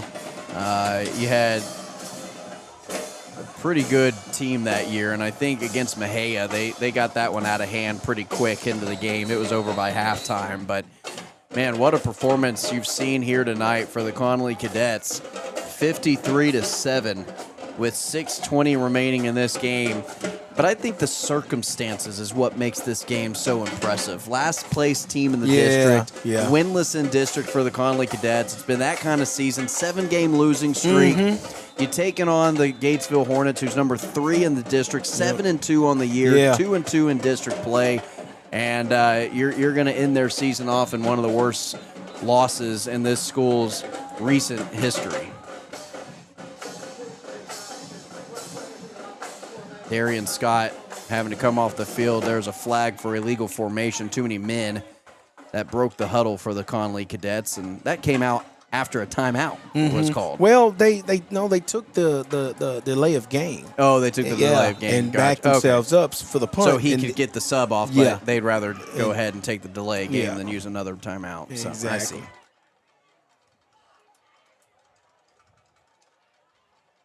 Punt is off cleanly, and Alan Martinez-Tejas, for as much as they've struggled in the extra point department, they have been on point in the punt department. He gets another friendly roll go his way, and they will down it at the 20-yard line. That's one thing about, whether it be Bazadula from a couple seasons past, Alan Martinez-Tejas this season, this Connally team typically finds someone who can boot the ball. They really do. And Tejas has been impressive all season long. Like I mentioned, in previous broadcasts, he averages around 48 yards a punt. Yeah. I mean, that's good on the high school level. I mean, he was ranked in I think, top of the nation as far as high school punters go. And that's a weapon to have, if you have a team that has to punt as much as Connally did this season. He just booted that thing from the 20-yard line to the 20-yard line just about. And that can completely flip the field now. It's not just getting the bounce in, or it's not just getting the distance through the air, but it's also bouncing and getting extra yardage following the bounce. and it's rolling another 10, 15 yards on almost every punt. So he has that end-over-end punt. That's what I was about to say. It's how the ball comes off a punter's foot that's important. You're not just grabbing it and kicking it high and hard. It's the way you can get rotation and spin on the thing that makes it go forward. Kind of like, when I hit a golf ball. Uh-huh. I can make it do. Hey, I've not seen your golf game. We have a match that we are going to soon plan eventually. We've talked about it for a few weeks now. I'll see your golf game then. But for now, I'm just going to have to take your word for it. I can't argue it. Well, my word. Your bond. That's my bond. My word is my bond, and my bond is my word. Looks like they got a good spot on that last run. He looked like to me he was about a yard short, but at this point, as long as the clock's running, You know what? Move the sticks. Do what you got to do. But, yeah, just keep that clock a-ticking. 5 minutes remaining in this ball game. Again, 53-7 if you're just now joining us or needed an update on the score. And, it's all Connally here tonight. Pass play to Amos Phillips, and he's going to take it the distance yet again. And he is down the sideline in the end zone. So brother-to-brother connection, Eli Phillips to Amos Phillips yet again. This time it goes for 70 yards. That's the same play that they've been running all night long. They're doing it against the backups at this point. But that's what they've been wanting to do all night. That's what this Gatesville offense has been wanting to do all night. They just want to throw that screen out, to the sideline and just let Phillips run down the sideline. And Connally Cadet had him on lock for most of the game, but here towards the end, it's like let's just get this thing over with. Trying to kick the extra point here.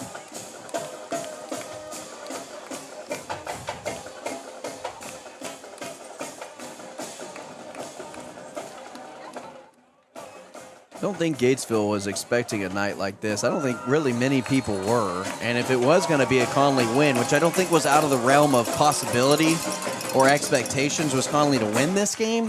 But to do it the way they're doing it, I don't think anybody saw this they've coming. totally dominated this game. In the score does reflect that. But it's actually worse than 53-14.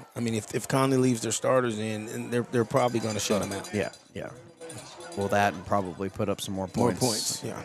They're also just running the ball up the middle, and they're settling for 3-4 yards a gain and taking time off the clock. They're more concerned with running clock than they are getting yards and getting points. Yeah. Fun night tonight to be a Connally Cadet, though. I can tell you that much. Oh, yeah. And they needed this. These kids worked hard all season long. Like I said before, I've been at the practices. I've seen what the coaches go through. I've talked to the coaches. I've talked with, the head coach, Coach Garrick, and the trainers, and they've worked hard. And Coach Garrick, one of the things he said to me on numerous occasions is, he said, I don't think I've had a staff or a team work as hard as we've worked, this year and not get the results. And it all kind of came together tonight for him. Yeah. And at the risk of sounding a little selfish, I think you and I needed a game like this. We did. Man. You have no idea because we saw the talent there. We saw the potential. We go out on the field. We talk to some of these players. We talk to some of the coaches, and you form some sort of relationship, whatever that looks like. Yeah. And you root for these guys. You go every single game for the last 4 years. Yeah. You go to every single game, and you just hate to see a season end up the way this season has ended up for the Connally Cadets. And it's nice to see a win like this tonight after such a struggling year. Definitely, and it was the I guess elephant in the room was they were looking at going winless in district. Yeah, 2-8.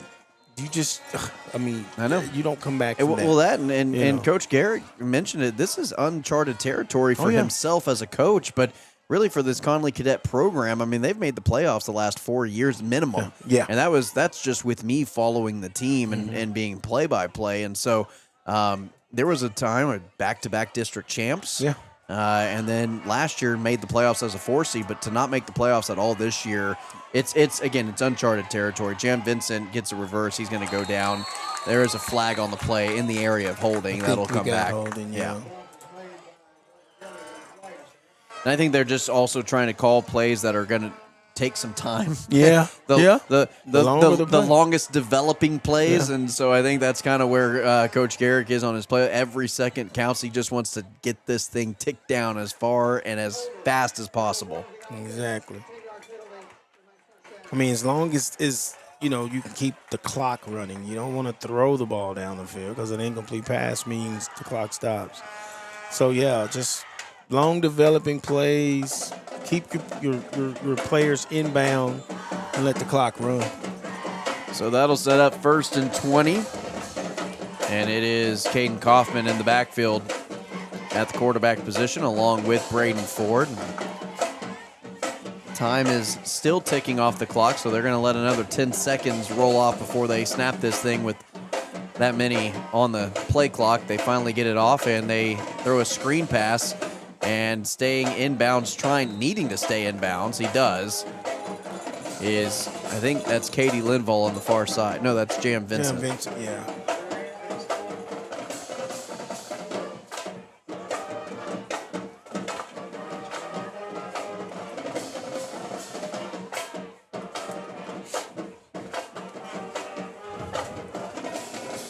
Just moments away from the 2-minute warning.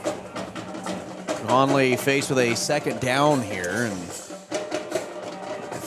3.5 minutes remaining. If they can get a first down, they will get that down to the 2-minute warning.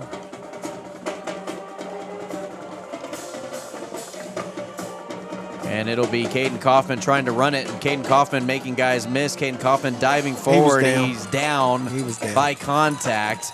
And the ground can't force the fumble, and they will mark him down as such. 3rd down coming up, and about 5 after a 7-yard gain on the play. That was a good hard run by Kaufman right there. He was definitely trying to get that first down, but that's a good strong run for him. I mean, and right here, I mean, I say you get 2 plays, get this first down, and salt this thing away. Yeah, and that's a good point that you make. If you get a first down here, this game's over. Yeah, you salt it away. So you almost, it is advantageous for you to go for it on this 4th down, ice the game, keep your defense out on the sideline, and just need this thing out, victory formation. If you can get a first down, you need about 5 yards in 2 plays to make that happen. It's a play-action pass, and it is caught by Jam Vincent, and that should ice it as they'll take this one to the 2-minute warning, and we'll take a timeout with them. We'll be right back with more Connally Cadet football, the final 2 minutes of the season, when we come back.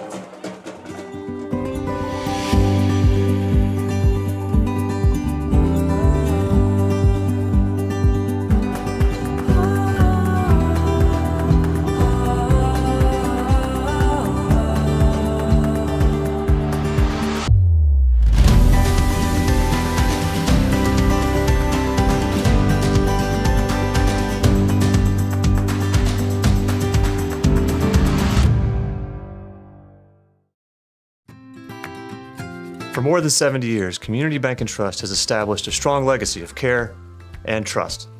Time and technology have changed. Checking and savings accounts haven't gone away. We still provide home loans, business loans, and personal loans. And we also offer state-of-the-art digital banking options.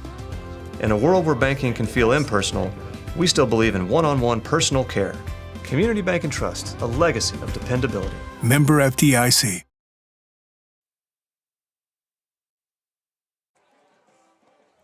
And it's nothing like being, elementary school age, middle school age, during a high school football game and playing football behind the bleachers. Behind the bleachers.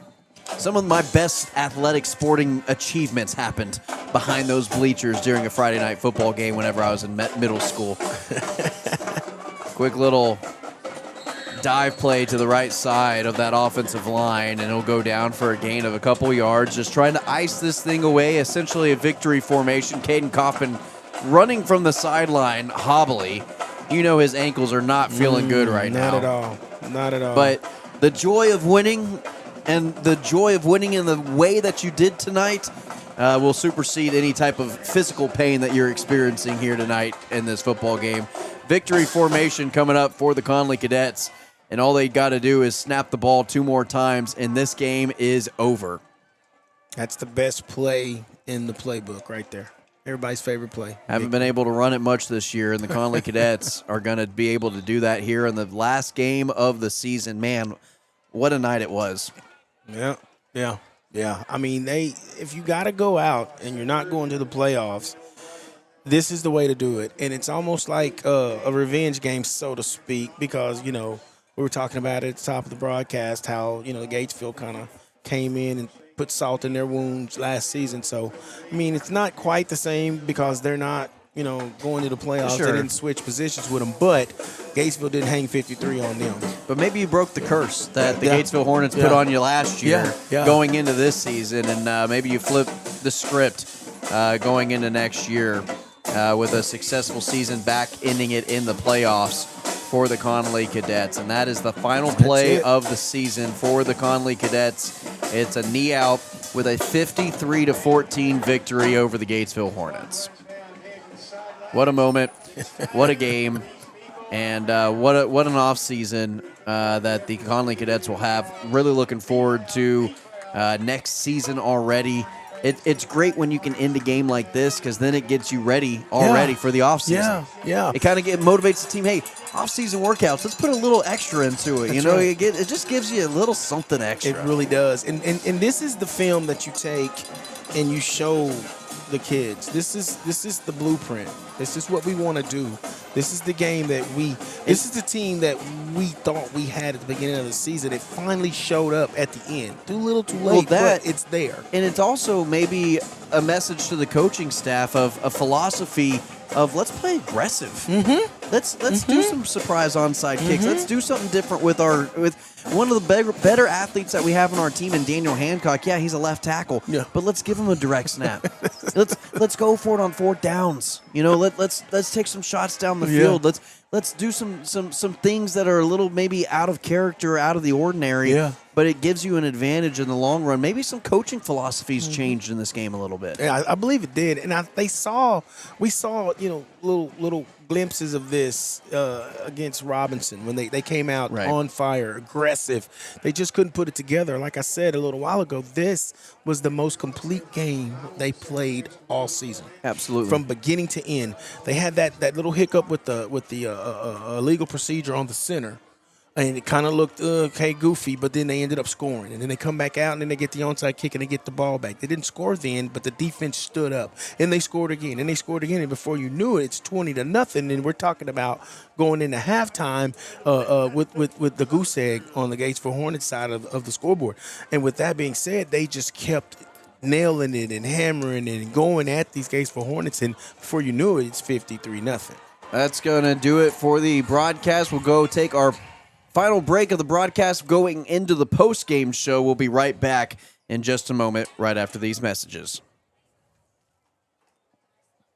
Hi, I'm Dana Hassel, President and CEO of American Bank. Waco is a great place for business, and for more than 70 years, American Bank has been the bank for business. We continue to invest in our growing community with state-of-the-art branches conveniently located to serve you within minutes. Our experienced bankers, lenders, and decision makers work directly with business owners like you every day, providing tailored solutions, timely answers, and local insights face-to-face. Schedule a meeting with one of our bankers today and find out what makes American Bank the bank for your business. Member FDIC. Texas Contracting Solutions is the premier name in Central Texas for select remodels and new construction efforts. With an extremely talented team, Texas Contracting Solutions can review your next project. With evolving landscape of real estate in Waco, whether you're looking to fix up your home before putting it on the market, looking to remodel a space in your home or business, Texas Contracting Solutions will help your plan every step of the way. Texas Contracting Solutions is committed to keeping your project on track, updating you on progress to bring to life your vision. Make sure you avoid any contractors in the area who do not manage with as much grace towards helping you understand as we do. Contact Texas Contracting Solutions today for your next project.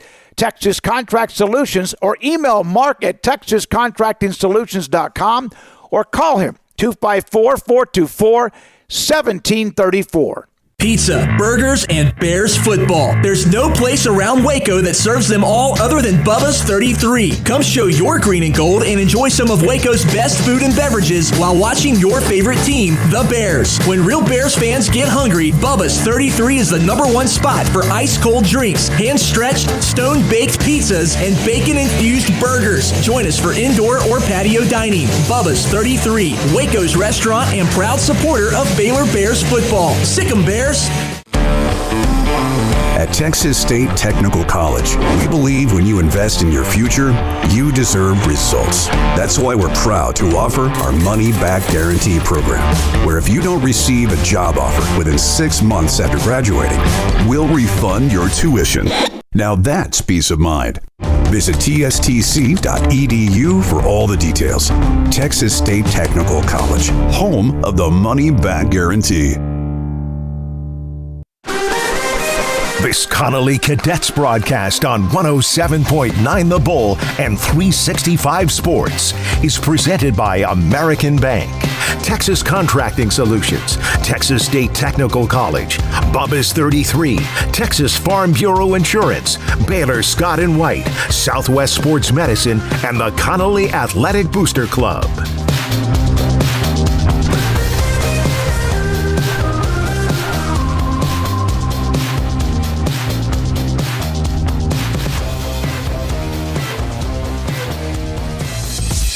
Baylor Scott & White, Southwest Sports Medicine, Orthopedics, the team physicians for Baylor Athletics, specializing in diagnosing and treatment of any and all sport-related injuries. Celebrating over 2 decades of service to Central Texas, they tackle all surgical and non-surgical problems that arise from an active lifestyle. Trust the doctors that Baylor trusts. And when injuries sideline you, don't wait for Monday. Join us at 8:30 on Saturday morning for a post-game injury evaluation clinic. Baylor Scott & White, Southwest Sports Medicine, Orthopedics. We get you back in the game.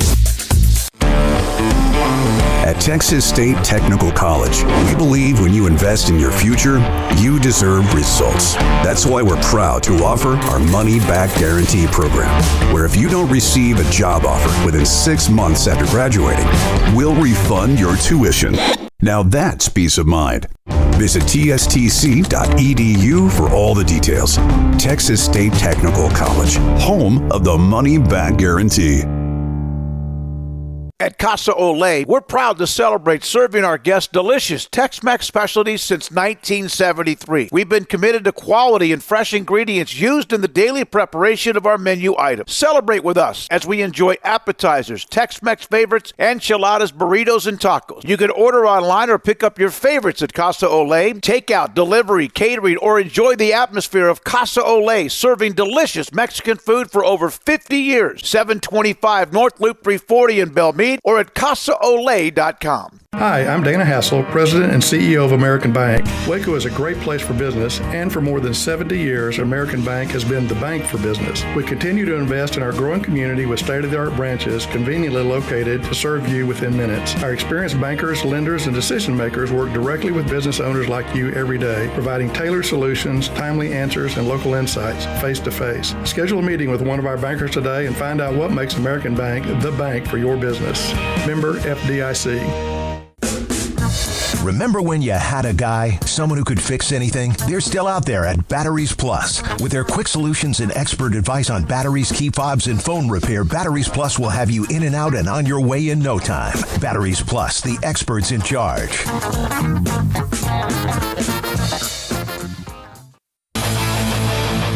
This is Connally Cadets Football.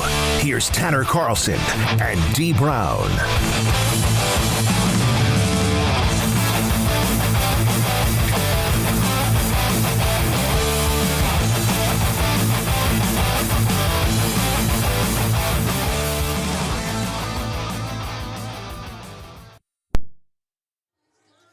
All right, this is the post-game show presented to you by Texas State Technical College, home of the money-back guarantee.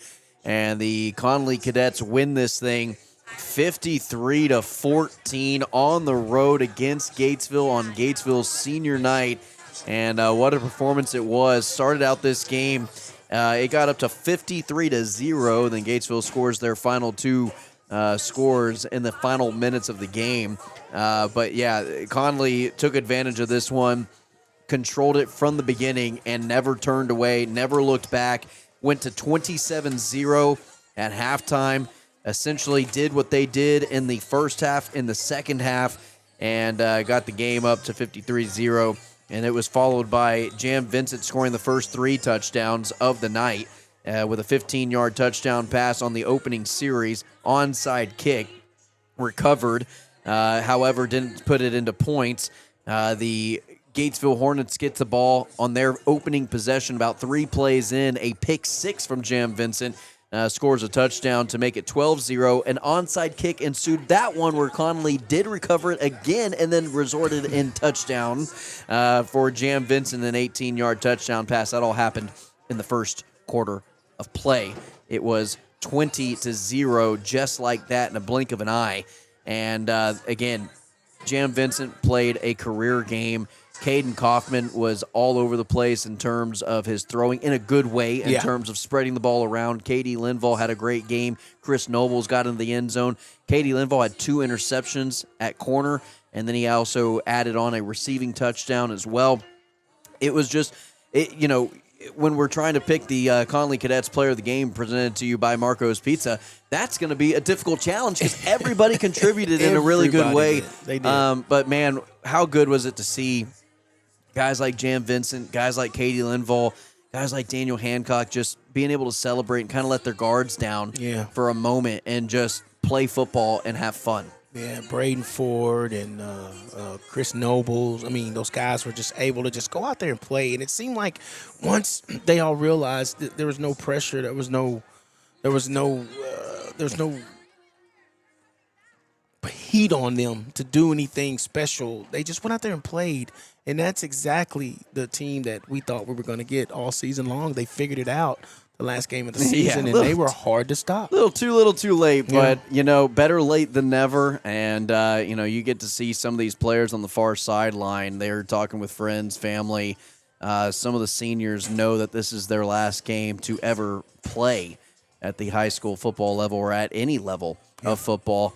And just taking a moment to sit in and to just kind of stare at the scoreboard a little bit, kind of embrace this moment. Don't let the moment pass them by. And I think Coach Garrick and this coaching staff does a good job of having these kids kind of realize what moment it is, especially if it's the ones that aren't a Jam Vincent that are going to be playing at Baylor next year, but the ones that they're playing career completely over. Yeah, they're done. I mean, and everybody's got to cross that road. When things in your life come to an end, but I don't know if it really hits you at this age. You always think, well, I'll do this or I'll do that, but some of these kids, like you said, they're going to try, and they're probably not going to go play anywhere else. Some of them aren't going to try. They're just going to walk away from this. Some of them are going to be content with getting their accounting degree. And, and moving on. Yep. But they're always going to have this. And they're not going to go to the playoffs. And, they've got a lot of kids out there that probably wish they could go to the playoffs. And this team was probably better than this record shows, this 3-7. But, tonight they were the best. And they showed it. Tonight they came over here on the road, in a hostile environment with a team that and a town and a city that knows how to make you uncomfortable on the road. Not everybody can do that. Just because you go on the road, there are some schools that travel well and they will come and take over your stadium. Gatesville knows how to make you feel uncomfortable, but yet they came in here and hung 53 on this very, very good Gatesville Hornets team and proved that, we were better than we showed throughout the season, and we ended it on a high note. Tonight's Connally Cadets Player of the Game is sponsored to you by Marco's Pizza, the fastest-growing pizza brand in America with 5 locations in Waco, including Hewitt and Woodway. Marco's Pizza. Pizza lovers, get it. I get it. Tonight's Player of the Game, got to go to Jam Vincent, the senior. Last night we're going to be able to watch him play football for the Connally Cadets. Now, in a year or so, I imagine we'll see him in a Baylor uniform making plays for the Baylor Bears. But it'll be the last time that we get to broadcast him. And so not only for that reason, he also had 4 touchdowns in this game and had a pretty good game. Offensively and defensively. Had a pick 6 and also added 3 receiving touchdowns as well. So Jam Vincent is our Player of the Game. Well, for the final time this season. Ladies and gentlemen, it has been an honor and a pleasure, as always, putting on this broadcast for you each and every night. Big, huge thank you to 365 Sports, for Rogue Sports Network, 107.9 The Bull for having us put these games on for you on the airwaves. For those who can't make it to the game, for those who can't go to the away games, can only make it to the home games, or can't make it to any games at all, we're here for you to provide this service for those listening at home. So we thank you for tuning in each and every single week. You are what makes this job so special, so much fun, and why we do it. It's for you people at home listening.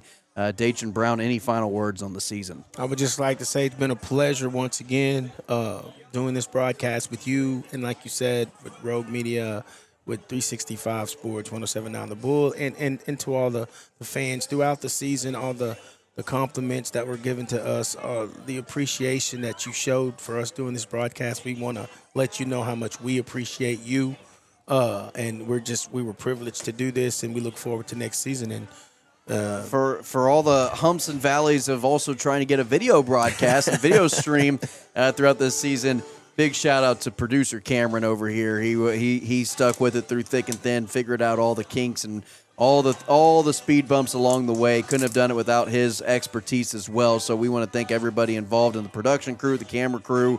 Again, D and I, we get the fun job. We put on a headset. We get to talk about football for about 3 hours once a week. You know, everybody else has the very difficult job of making sure we get on the airwaves, and that's not the fun part. So we got a lot of people behind the scene that make us sound and look as good as we do. So we appreciate that as well.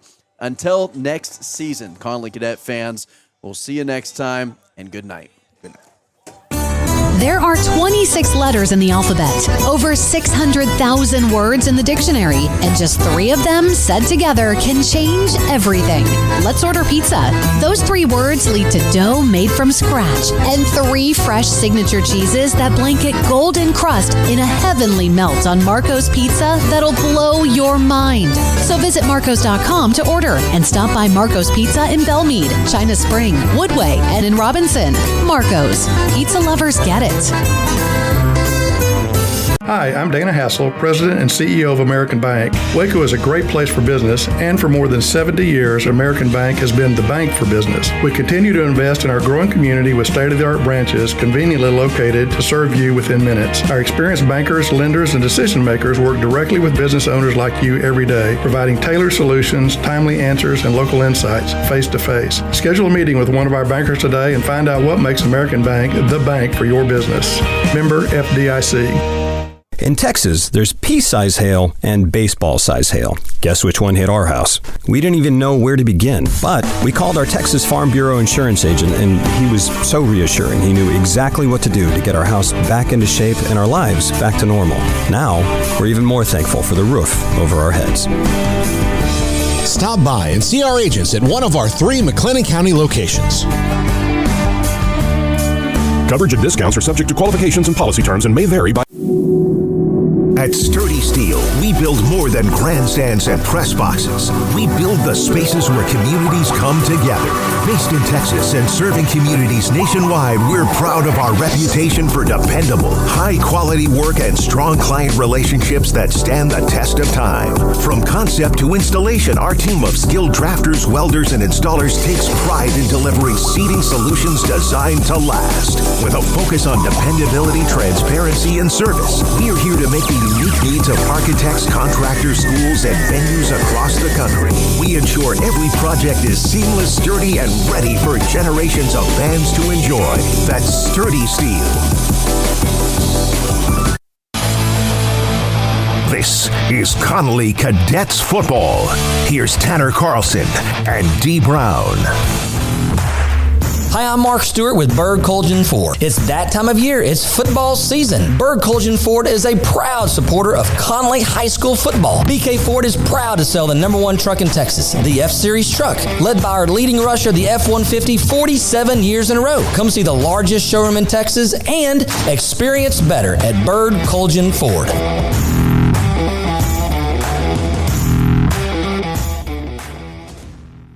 Touchdown for the holidays with First Central Credit Union. This is Joe Betsy Tyler reminding you to use the equity in your home to get your place holiday ready. Tackle debt consolidation or score a big ticket item. It's the perfect play for a festive homecoming.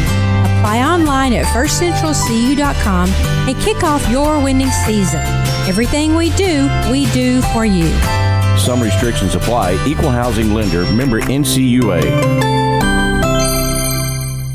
Pizza, burgers, and Bears football. There's no place around Waco that serves them all other than Bubba's 33. Come show your green and gold and enjoy some of Waco's best food and beverages while watching your favorite team, the Bears. When real Bears fans get hungry, Bubba's 33 is the #1 spot for ice-cold drinks, hand-stretched, stone-baked pizzas, and bacon-infused burgers. Join us for indoor or patio dining. Bubba's 33, Waco's restaurant and proud supporter of Baylor Bears football. Sick 'em, Bears! At Casa Olé, we're proud to celebrate serving our guests delicious Tex-Mex specialties since 1973. We've been committed to quality and fresh ingredients used in the daily preparation of our menu items. Celebrate with us as we enjoy appetizers, Tex-Mex favorites, enchiladas, burritos, and tacos. You can order online or pick up your favorites at Casa Olé. Takeout, delivery, catering, or enjoy the atmosphere of Casa Olé, serving delicious Mexican food for over 50 years. 725 North Loop 340 in Belmead, or at CasaOlay.com. This Connally Cadets broadcast on 107.9 The Bull and 365 Sports is presented by American Bank, Texas Contracting Solutions, Texas State Technical College, Bubba's 33, Texas Farm Bureau Insurance, Baylor Scott & White, Southwest Sports Medicine, and the Connally Athletic Booster Club.